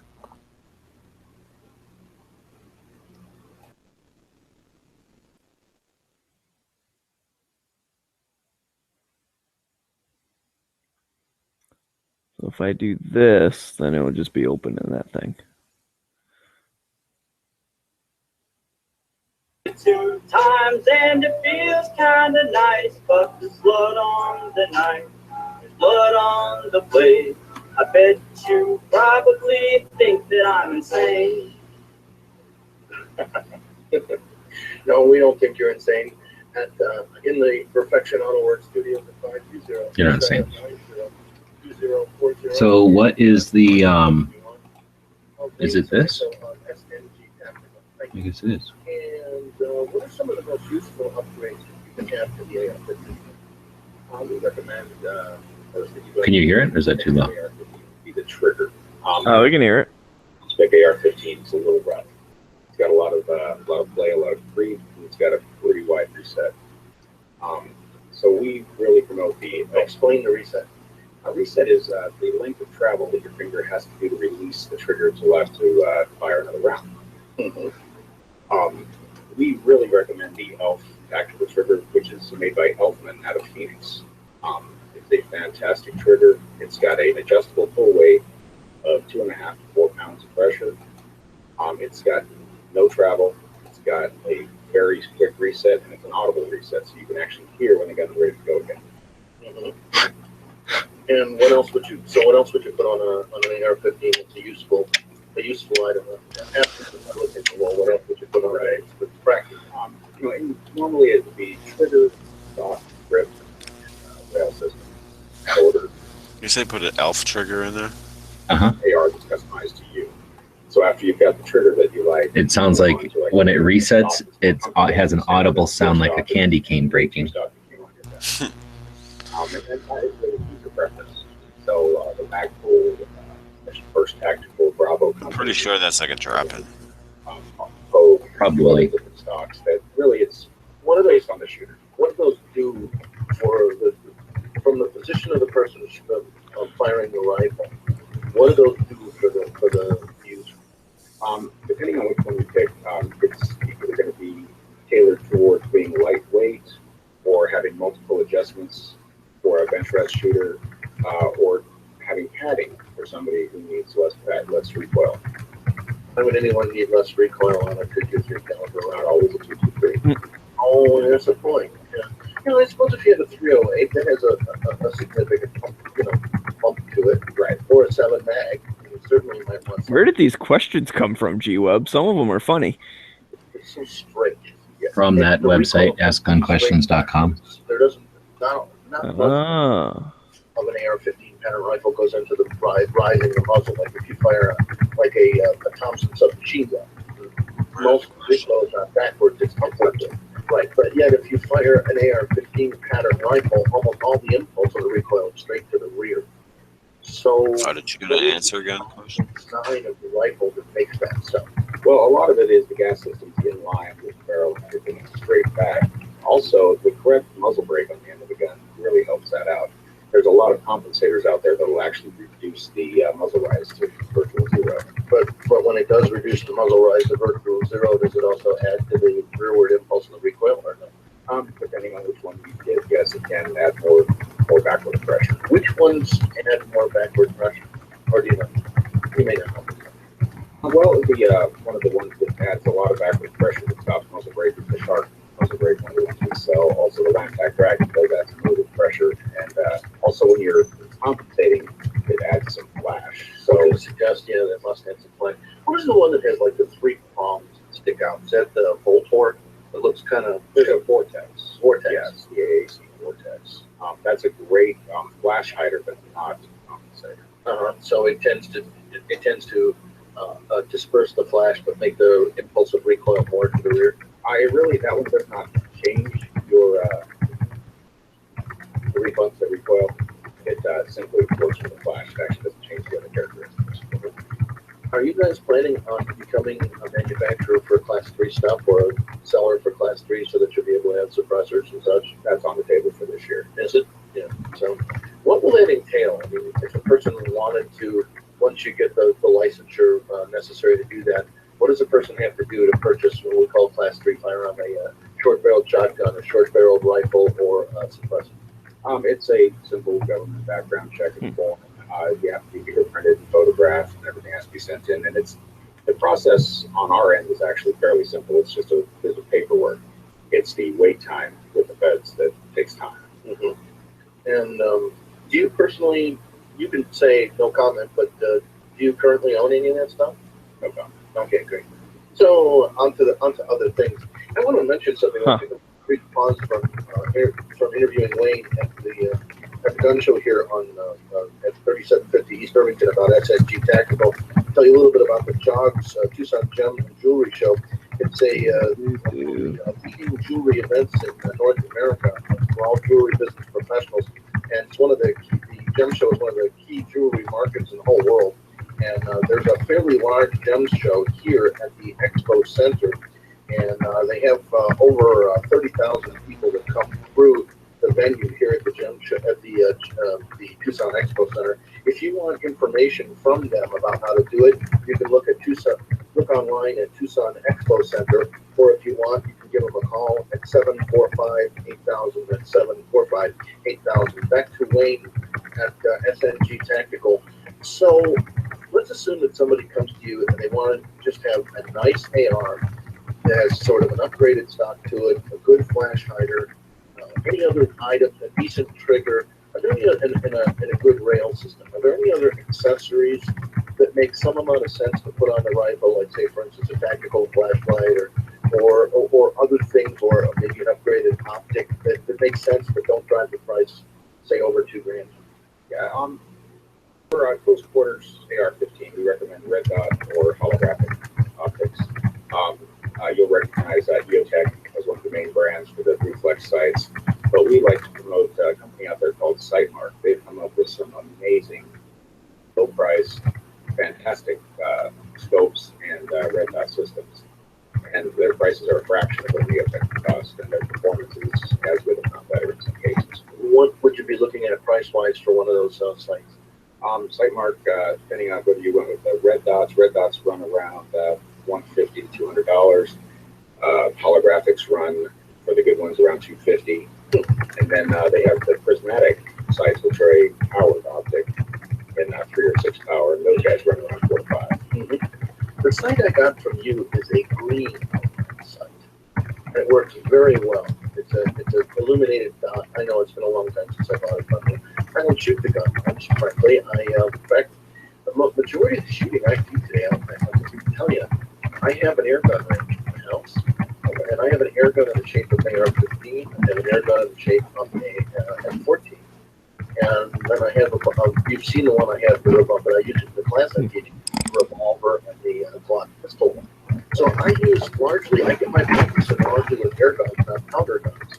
So it's been a while since I've even turned that sight on. Gotcha. I gotta get out to the range and do that one of these days with my 2 centuries, but working during the week and doing the show on the weekends, I kind of work 7 days a week there. That's what I love about the range in my house. I shoot every day just about. I keep my skill set, but I don't make you any richer buying the ammo, which is unfortunate, but on the same token, I do keep my edge. Right. So if you look at the sights, is there like a premium optic, or does it matter? Does it make a difference to your eyes? In other words, will one type of an optic work better for somebody with glasses versus somebody who doesn't wear glasses? Well, most of them will work fine, especially the non-powered optics with people with glasses or without. Some people have a color blindness where they can't see the red. That's when the green ones would come into effect, or even the blue. As far as selecting an optic, it's really what you want to do with the gun, what range you want to be able to be proficient at.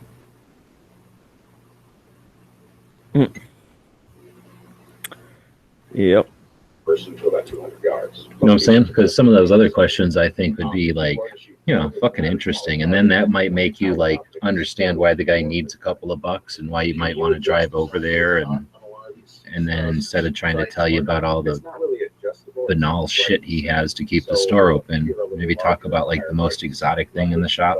You know, what's something that means the most? What's the thing in the shop that you'd rather not sell, but you had to put a price tag on it anyway, and why? How come you don't sell gut care websites patches in your store? What the fuck's wrong with You don't want you? to go to Chernobyl mode. I get it. All right. Those kind of Right. leading questions that the women want. How much do you love Smeggy? Yeah, exactly. For Wayne, Why do you deny Smeggy? folks take advantage of his expertise. You've been in the gun business now 12 years? 12 years. I don't Do you think think so. snowmen aren't real?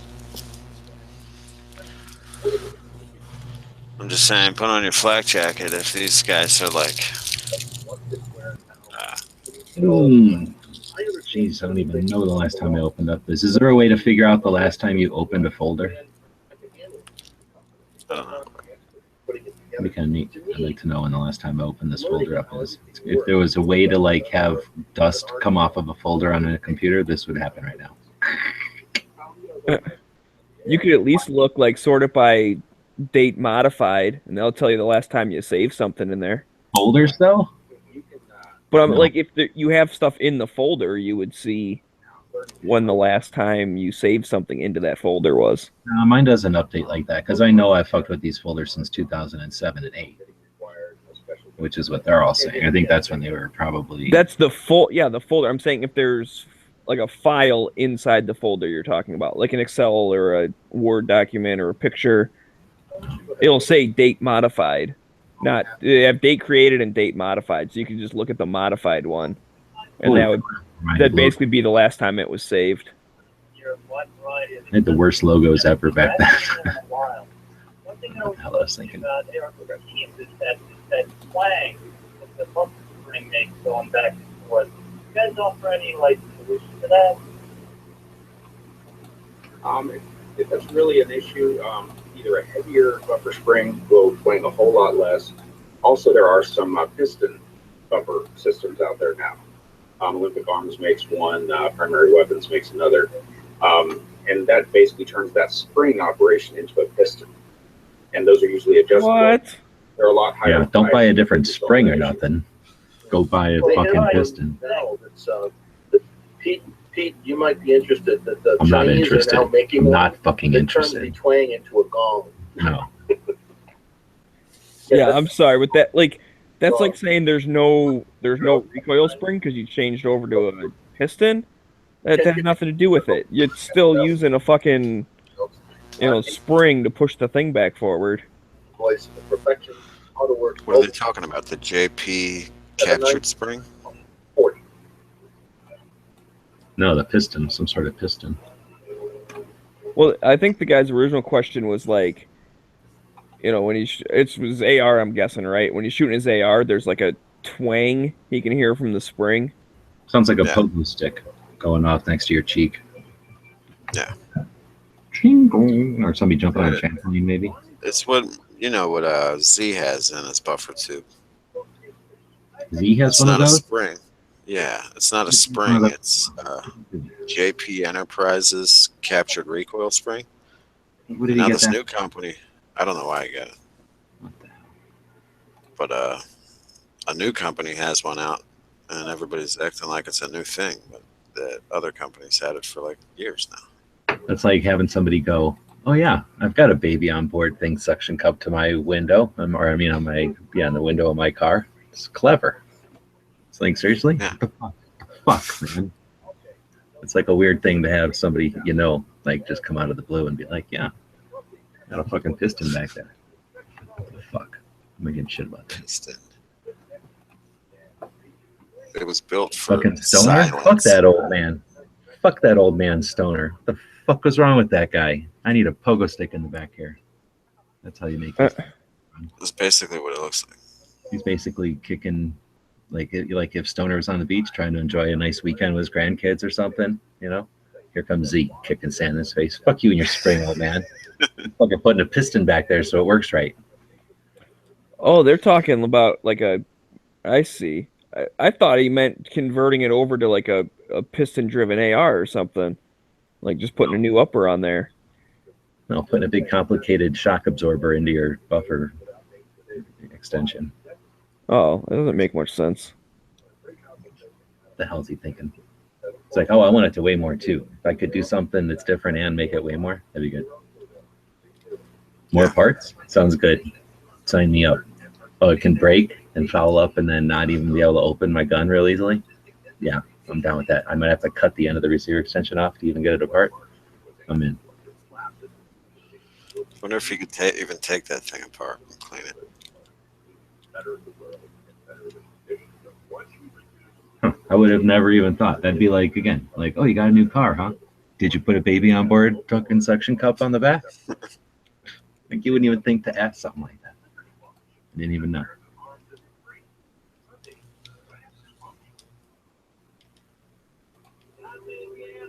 Well, he lives in Hawaii. Maybe he just has more money. He's like, I need something to spend money on. Dude, I gotta mute this shit. You can't go anywhere with that song around. By Nothing Fancy or something. Ugh, so bad. Hypnotized.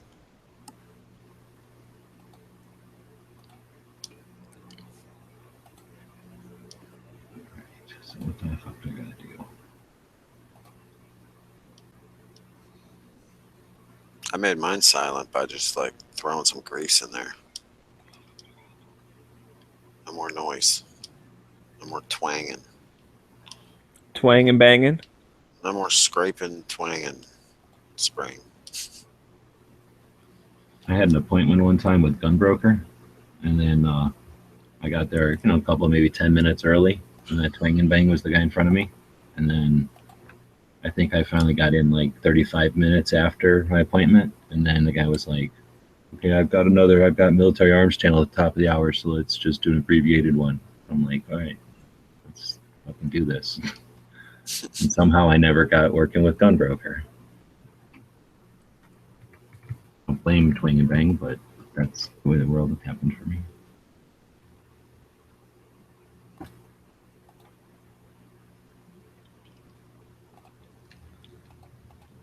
So I don't watch Twang and Bang either. Yeah, I haven't really watched him since his M855 video that I posted back in the day.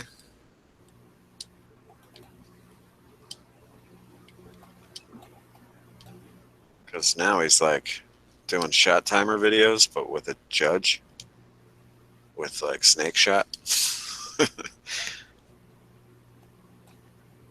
It's like appendix drawing it and then shooting a dummy.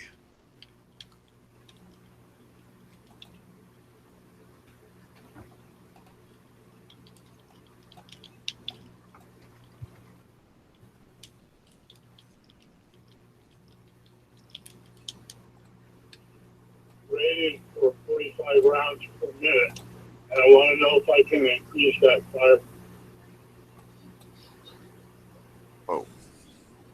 What do you mean it's only rated for 45 rounds per minute? Well, when I got it in the box, the instructions said that's what it fire 45 rounds per minute. It seemed I went to the range and it was really slow. I was wondering if I could put a stronger spring in or a different trigger or something. Well, so you're saying that no matter how fast you try to fan the trigger, it will only fire at a slow rate of fire. Yeah, it says in writing. Yes, it says in writing it's rated at 45 rounds, and it's extremely slow. Is this a polymer frame gun or is it standard aluminum? It's aluminum. Okay, they're probably talking about what the barrel is capable of withstanding heat-wise. And if your trigger is really slow, then that could just mean you just need a better trigger. Because the standard platform is capable of much higher rate of fire than that. Although normally, unless you're using a bump fire stock, you're not going to experience it. But 45 rounds in a minute, it only takes no matter of seconds to empty a 30-round magazine, just fast fire. So I would definitely recommend bringing it by. We'll mess with the trigger a little bit, see if it is your trigger. If it is, we have a lot of. All right. One suggestion I would make is, do you have a case or a go bag for the rifle? Yeah, it's in a hard plastic case. Yeah, when you bring it into the shop, make sure it's in the case. When you do that, don't walk in with the rifle open. Okay. Or if you don't have a case for the rifle, pull the back pin and pull the magazine out, and then pull the rear pin so that the rifle is tilted open in half on the front pin when you walk in the shop. It makes everybody less I'm nervous. not gonna understand what you said. And I'm not specifically saying it to you. I'm saying it to everybody. I'm actually broadcasting past you because as an instructor, I try and lean harder on the safety aspect sometimes than I do on the protection aspect, just because I don't want to see any oopses. So that, and I know how many holes there are in the counter at the old Jensen's. 520-790-2040. Do you have any follow-up caller, or is that it? No, that'll do. I guess he's gone. Oh. All right. Yeah, I'm not sure why the delay is, but it's interesting. It makes broadcasting more interesting. You're at the precipice of the next word. Right. And Kemp, did you say we had someone else? No, not at this time. Okay. The last guy hung up. He dropped the mic. Now they have to look for the mic. The question I wanted to ask you is about some of the. But they're at a gun show, right? I think Arms Corps is the brand. Are they? It's knocking off the old design of the Colt revolver, the 6-shot Colt. Arms Corps. Arms Corps. Revolver. They make revolvers? And Yeah. it's pretty expensive. I think it's under $300, isn't it? Yeah, I think it's around $275. It's an inexpensive revolver. It's a close copy of the old police special, detective special, snub nose. It's just a good. It's actually got a decent double and single action trigger. We have them with the hammer and with a bob hammer for this model. They come with the original style wood grips on them, but they also do come with rubber grips in the box. Oh, really? So whether you want the newer, the modern, or the older style, yeah. Right. I have found that when you try to carry it with concealment, deep concealment near your body, that having a rubber grip on the gun may be counterindicated if you're trying to draw from like a belly band from under the shirt. And that's why I greatly prefer to keep the wood grip on it, but to use something they call a Tyler grip adapter. The Tyler, for the audience, it's an aluminum piece that's sandwiched between the grips. You loosen the grips and put this device on the front of the grip of the revolver, and it actually gives you 2 finger grooves to hold on by. And it's they're a $25 item, it doesn't alter the gun at all, but it alters your ability to. It just simply clamps underneath the grips. You've seen them, I'm sure. Yeah, it's a good thing if you want to keep the wooden grips on the guns, or not, the rubber ones. You can have a better hold. And yeah, if you're drawing from a deep concealed position, it might be a little tougher to get it out with the rubber if it binds up on something. But for most holster carry, the rubber's a better grip. Oh, by far better, and in that sense, somewhat safer grip because you got a better purchase on the gun. All right, and Duke's giving me a note. If you haven't given a note, what's that say? Haven't given carry. Let me take a quick look at that. So I'll look at this while you're answering the next question, so I don't put myself. Give me 1 second, Duke. And that is, so you were telling me also about the Arms Corps, the base frames for the 1911.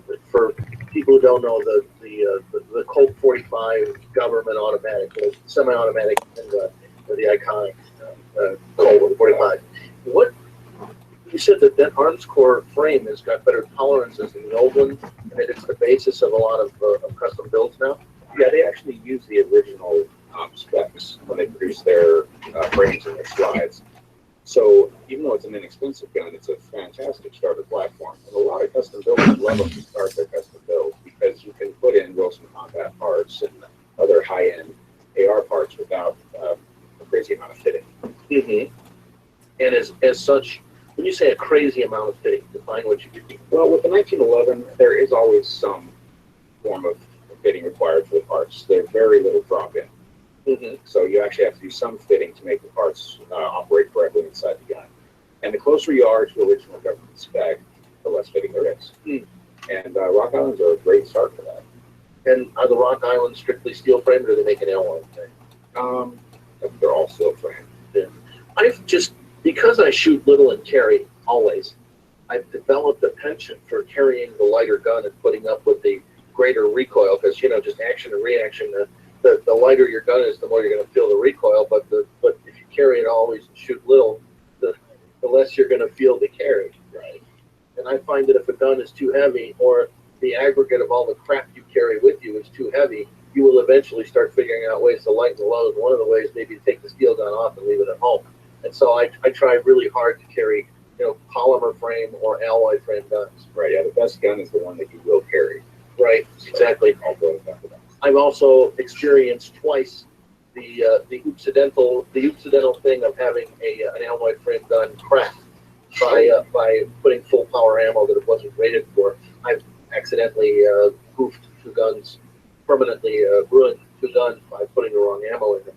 So I've learned after all the years of doing it, getting away with it, twice in about 6 years ago, twice in 1 year, I lost a gun for doing that. So that facility that idea is not always the greatest. Right. Yeah. A lot of guns are still rated for the plus B ammunition, high pressure ammunition that are polymer frame. But yeah, if it's not rated, please don't use it. Yeah, certainly not. It's not a good idea. I probably should put the pictures. Well, maybe I won't, because some anti-gun, anti-freedom person will say, "Look at this guy. He's not even safe with his own guns, let alone with anybody else." Yeah. And I just, there's so many intricacies of things to know, and you cannot know. I mean, you know a lot about putting these things together and using them tactically. Plus, you train and you do things to make your use of firearms effective. How can people learn more about A, building a gun, and B, using a gun, like the tactical use of the AR-15? Well, everyone needs gun training, whether it's an individual that's proficient with the firearm, that's able to teach you, or actually taking a training course. We do currently offer the CCW classes that you instruct for us. And we're working on getting some tactical pistol and rifle courses in the line. That would be good. There's a guy by the name of Kyle Saul. Yes, there's a guy by the name of Kyle Sauls who does a training course. I would encourage you to hook up with. He was a Marine for 12 years, or for 13 years, and then he was an Air Force PJ for the last 7 of his career to do a full 20. And he said he spent the last 7 years of his career teaching officers to shoot. And he said, if I can teach them, I can teach anybody. And so, his words, not mine. And it strikes me that the guy is very competent at what he does, but he's not one of these overbearing, my school, my way. He shows people how to be effective, and he's got range privileges up at the Marana Quarry, which is a pretty darn good range, pretty hard place to goof up, and because you're down in the pit where you shoot. And it strikes me if you would make contact with him, it would be a blessing for your shop. All right, let's do kilo-sierra.com. AM 1030. Damn, Smeggy had to go back to get more Mountain Dew already. Yep. He just goes down there and buys a cigarette at a time. Walks home.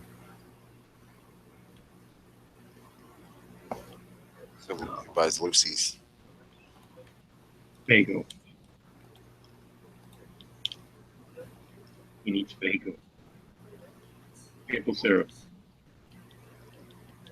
Yeah, he was gonna make some weird maple syrup snowball thing earlier. I never ate that. It's supposed to be some Canadian treat. Here, we dropped some shit in the snow. We dropped this in the snow. Here. Doesn't sound like that much of a treat. Sounds like garbage.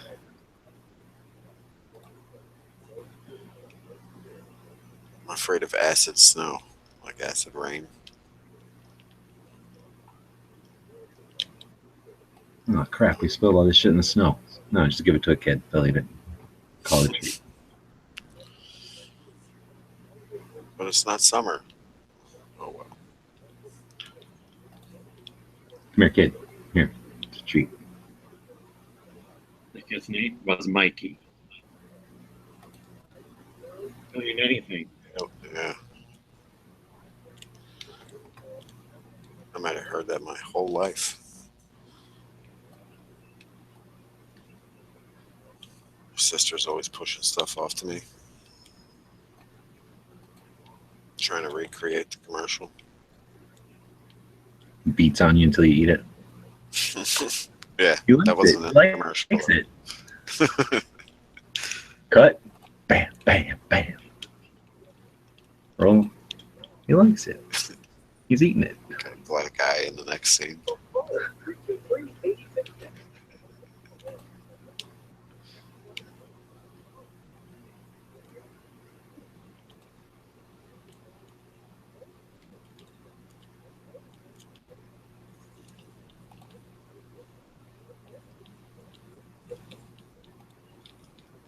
Oh.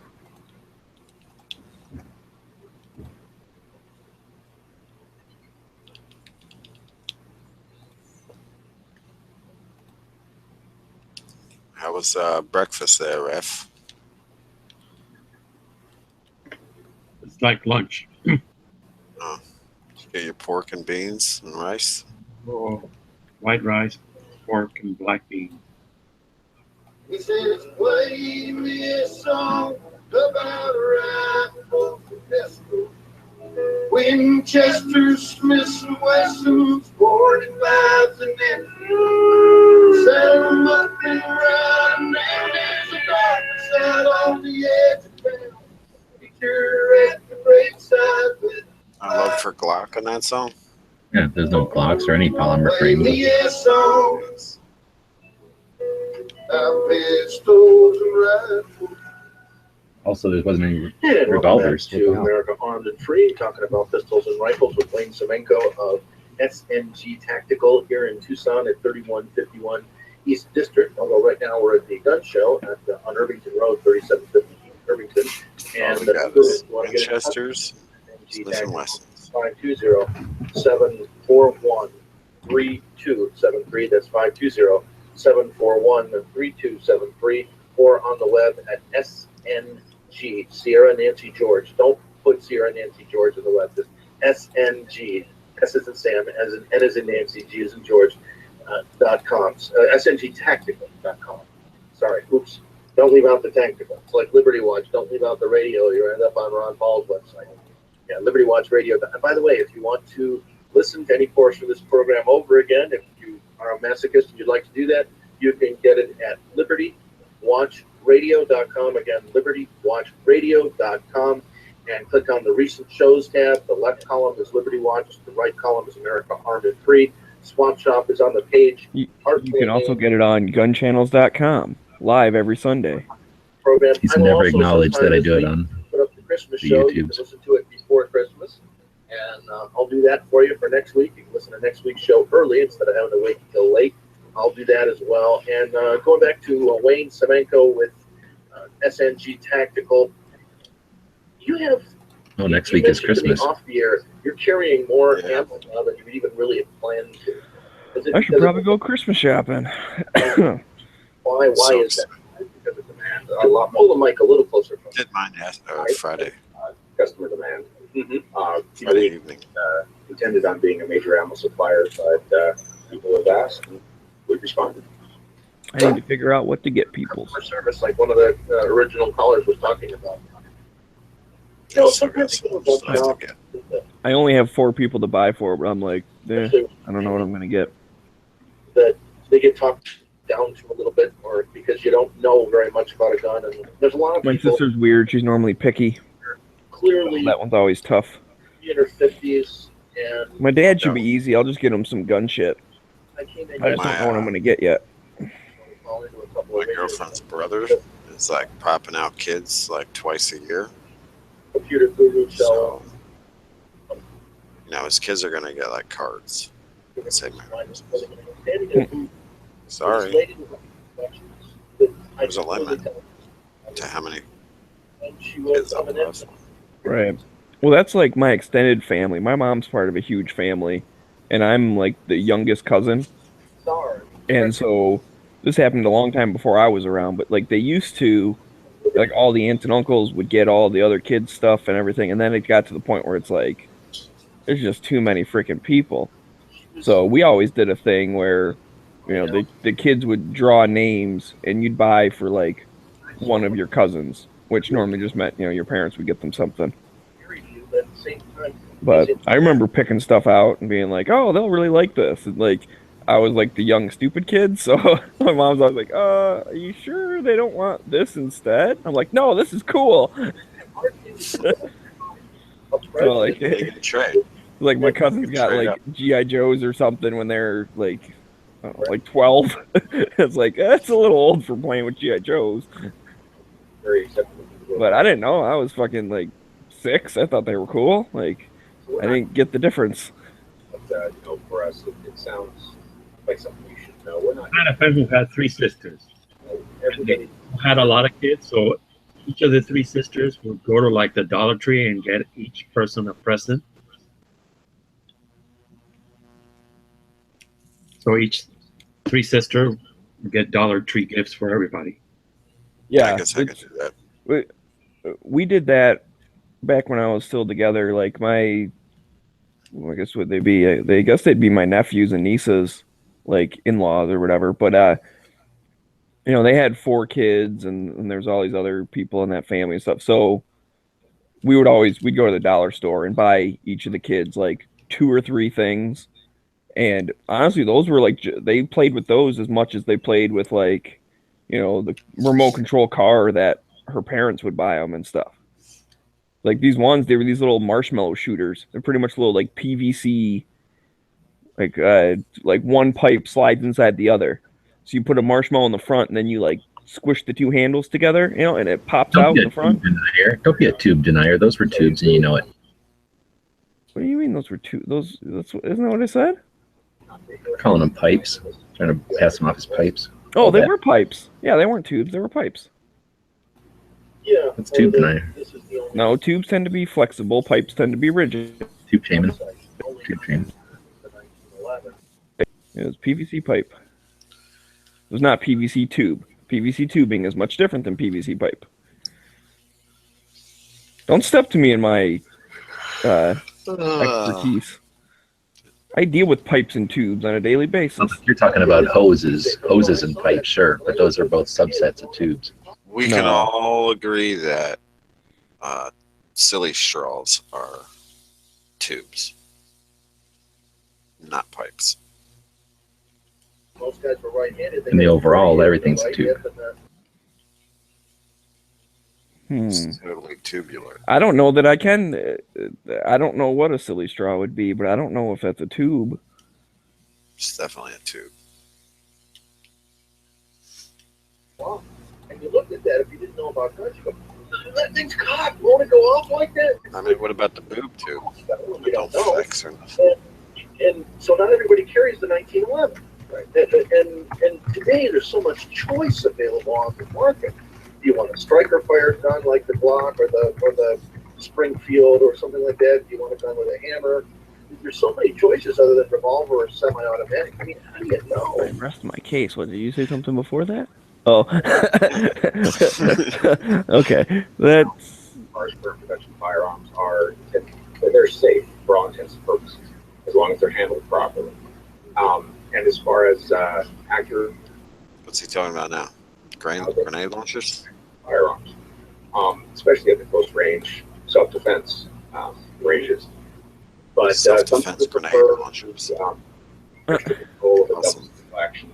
I think everyone needs self-defense grenades. I'm talking about types of triggers. The double action, single action. When you pull the trigger, the first shot both cocks the hammer and fires the gun, and then the hammer stays cocked. This is some rudimentary shit. The hammer's cocked. It fires. It's rudimentary. Duplex action gun. This is, but you know, you got to remember, sometimes people... The Glock is a striker. I always kind remember of that, stuff. and I don't care about those people. Everyone starts somewhere. Gun has a round in the chamber. If you don't care about those people, how are you going to do There's always got to be that dick that doesn't care about those people and then laughs at them. Ha ha ha. Let's see. I know. Well, I just a certainly tiny bit don't more. care about YouTube views. Well, there is no hammer. It's big. It's I make no bones about that. That's why. that last hit or miss when we announced the giveaway, like saying, email the thing, but then if you include your gun channel's name, like you get a second entry. And Night Strike was like, because we care about all of our viewers, and I said, yeah, the viewers are like our children. We just like the gun channel's ones better. Just like any good parent, there's always one kid they like better than the other kid. That's not true. Sure it is. If you don't think it's true, it's not you. Like if you don't know that your parents have favorites, your brother or your sister's their favorite. Well, I am always touted as the favorite. So there you go. So I don't buy it. It's like that joke of, every group of friends has the ugly one. And like comedians will say that kind of stuff. And then people start laughing and some don't. And they go, and if you're not laughing, you're the ugly one. See, I have two sisters. And my mom thinks I'm the favorite. Oh, yeah. So my dad would probably imagine one of my sisters as the Yeah, favorite. no, that's true. Your dad likes one of your sisters better. Your mom likes you better. That's for sure. One more quick call, if you'd like, or actually, I want you to give anything you want about the shop, or you want to give the address and the phone number again. But if there's any in passing and closing without the rest. All right. Well, we're open 10 to 6 Monday through Friday and 9 to 1 on Saturdays. We're always here to answer any questions you've got. Talk a full line of handguns, rifles, revolvers, and accessories, holsters, ammo, everything you can use. We're also here at the Holsters? gun show if you want to stop by. I just bought this holster. Or I got this holster for my birthday. And we're DeSantis outside the waistband. SNGtactical.com. And Ken, you're going to hit that, you're ready to go on hitting the NT, Yes, sir. right? Okay, good. Yeah, keep right on top of that if you would. Just hit it when the time comes. How much? We got about a There's minute. no easy way to take it off without taking the belt apart. So, in closing, I'd like to say that these gun shows are part It ain't going of nowhere. America Free. You can freely, without any interference, as long as you're a lawful possessor of firearms, you can come out to a gun show, and as long as you're a resident of the state, you can buy pretty much whatever you want. And this helps keep the country free and safe when competent, reasonable people go armed in society. And I'd like to encourage you to be vigorous, not violent, be vigilant, not vindictive, in liberty. I'm Charles Keller. Author of liberty, to thee we sing. Long may our land be God. Oh, that's over now.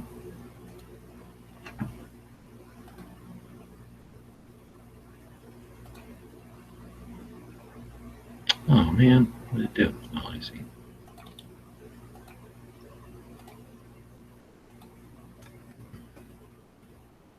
He just doesn't give a fuck.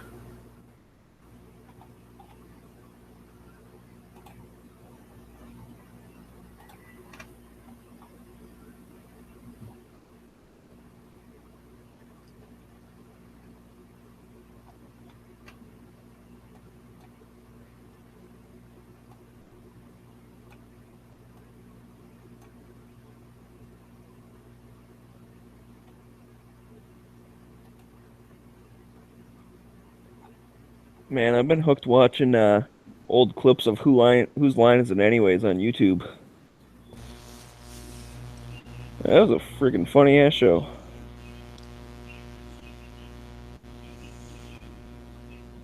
You know the blonde-haired, curly-haired guy with the glasses on that show? No. Or was he not on there? Yeah, I don't know what you're talking about. I think he was on later. Yeah, when sometimes they just had like some people on that were only in a few of them or whatever. Yeah, maybe he was just like an occasional guy. Because every time I looked up the cast too, he was never on there. But I was like, what the hell is this guy? I know I watched him. A girl made me watch that show.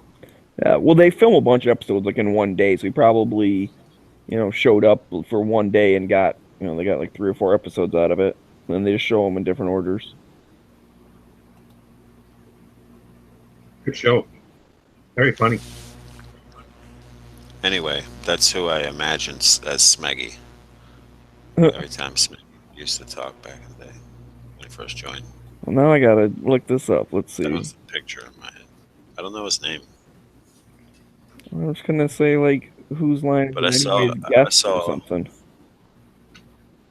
I saw you in the We Like Shooting video, and you were just this. You were like the same, except you had darker hair. I definitely have dark hair, yep. But really, so my hair sounds curly in my voice. Yeah. You're talking about this guy here? Let me see. This Is guy? that show coming back? No, not that guy. Got the glasses? This guy? Let me see. Nope. No, This guy? no. Those Okay. are the same two dudes.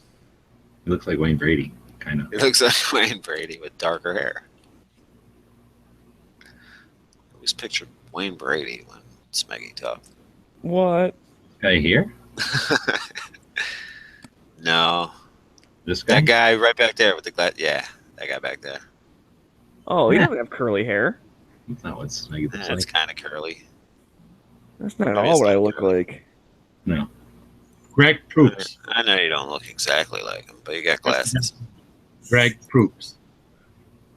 Okay, that's who I imagined.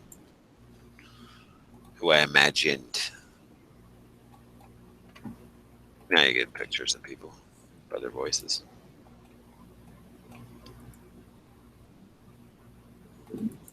He was on episode 1, Star Wars. Are we spoiling Star Wars? No, he was. No. Yeah.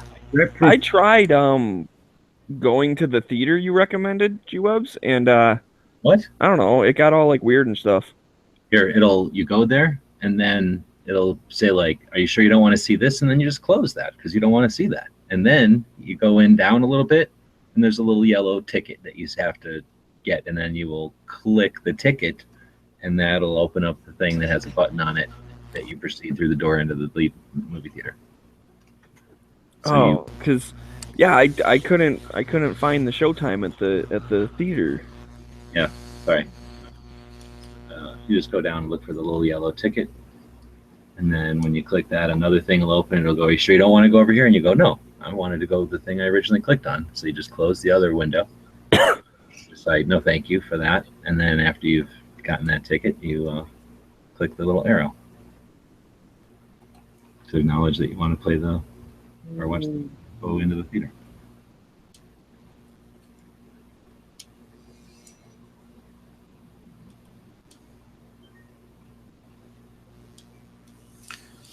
He was one of the commentators in the Pod Race.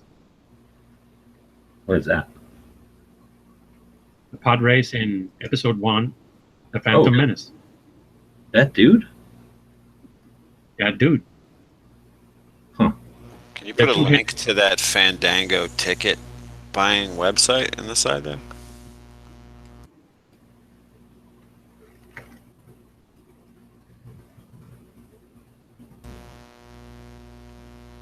Sorry, I interrupted. Oh. I get tickets there all the time.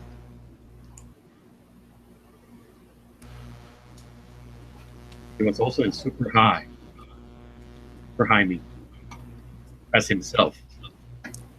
And I don't know what an app is. I'm that old school. Is that a This is Brush Fires are free. Jewish This is movie? the place where we act.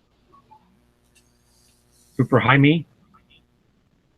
No, not Jaime. Hi, me. Super Jaime. That's funny as shit. No, I never watched that movie. So it's like the government's gonna be looking. This guy's watching marijuana movies on Netflix. That's what happened. My GPS rerouted me to a different theater. I wasn't paying attention. That's what happened. It had the wrong street address, even though You it probably was now have chlamydia and the right name. 16 other viruses. Gonorrhea. The hep. That's possible. That's probable, I would imagine. Sounds like a Still 11, Highland?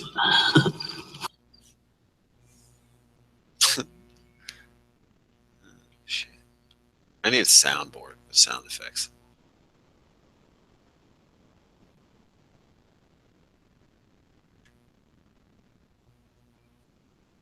Like the people on the radio, they're on point with them sound effects.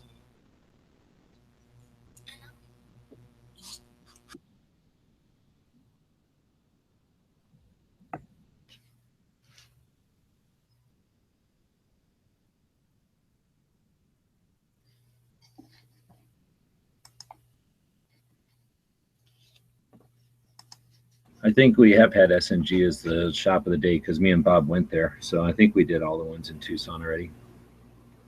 One of these days I'll go back and put them all through again.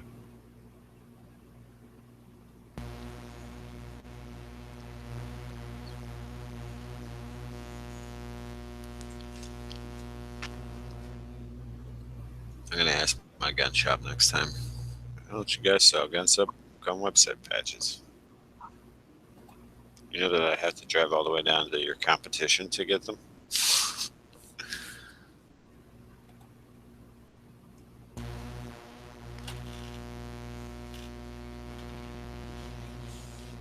They'll be like, fuck off. Like, no, we're not going to sell them. And ruin it. You have to bring Marco. Marco's like the salesman.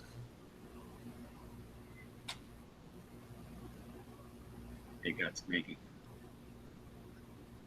Oh shit.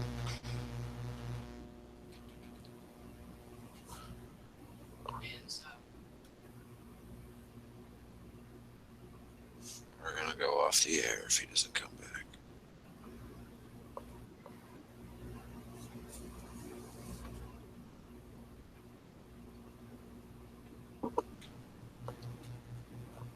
Off of the air. Gonna run out of air. Oh, there he is. You're running out of air while you were gone.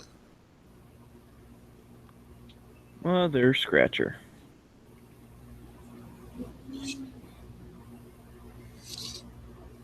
That's a new one. I got one of them That's like the biggest of the scratch lottery tickets. The Mother Scratcher. yeah.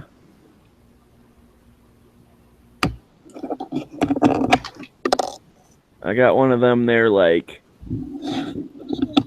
fake security things that you can't like close. So I had to just fucking close all the internet windows. Oh, look, there's a reply button now on the comments there. Yeah, I noticed that. How do I know? It's like a little Facebook going on over there.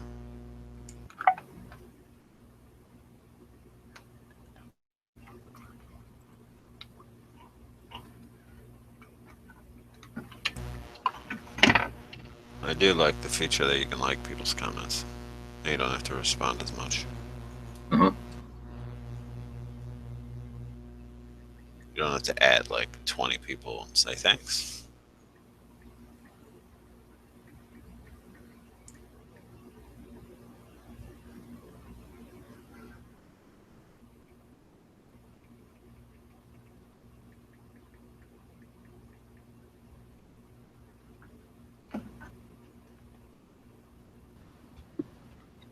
Live from the outside world. Florida.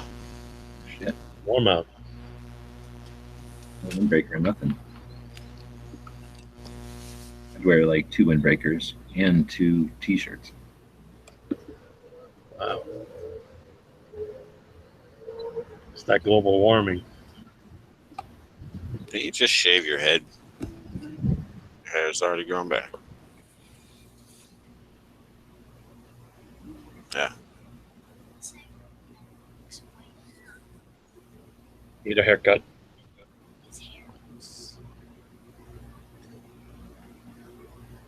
The kid got a dog. Kick the dog. There's a kid who wants a cat, and he's got a dog now. Trader.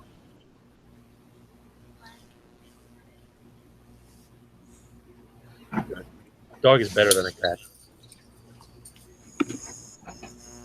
Sorry, guys.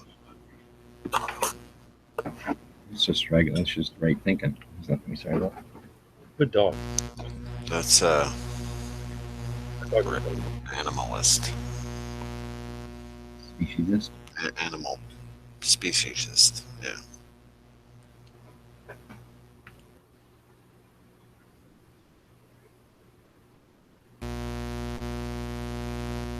Cats are just more independent.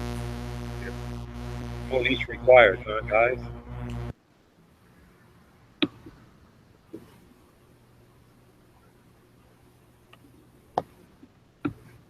Meow.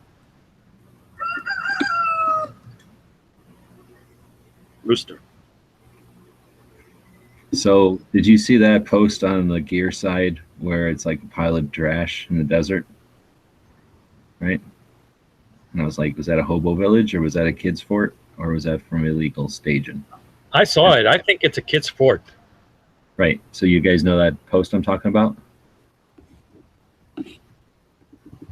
No, they're not even here. So I saw it. I'm just Because looking at it's the comments. Well, I'm just saying, but I'm looking at the comments, and one of them is a place in Phoenix that sells goes a market for finding the perfect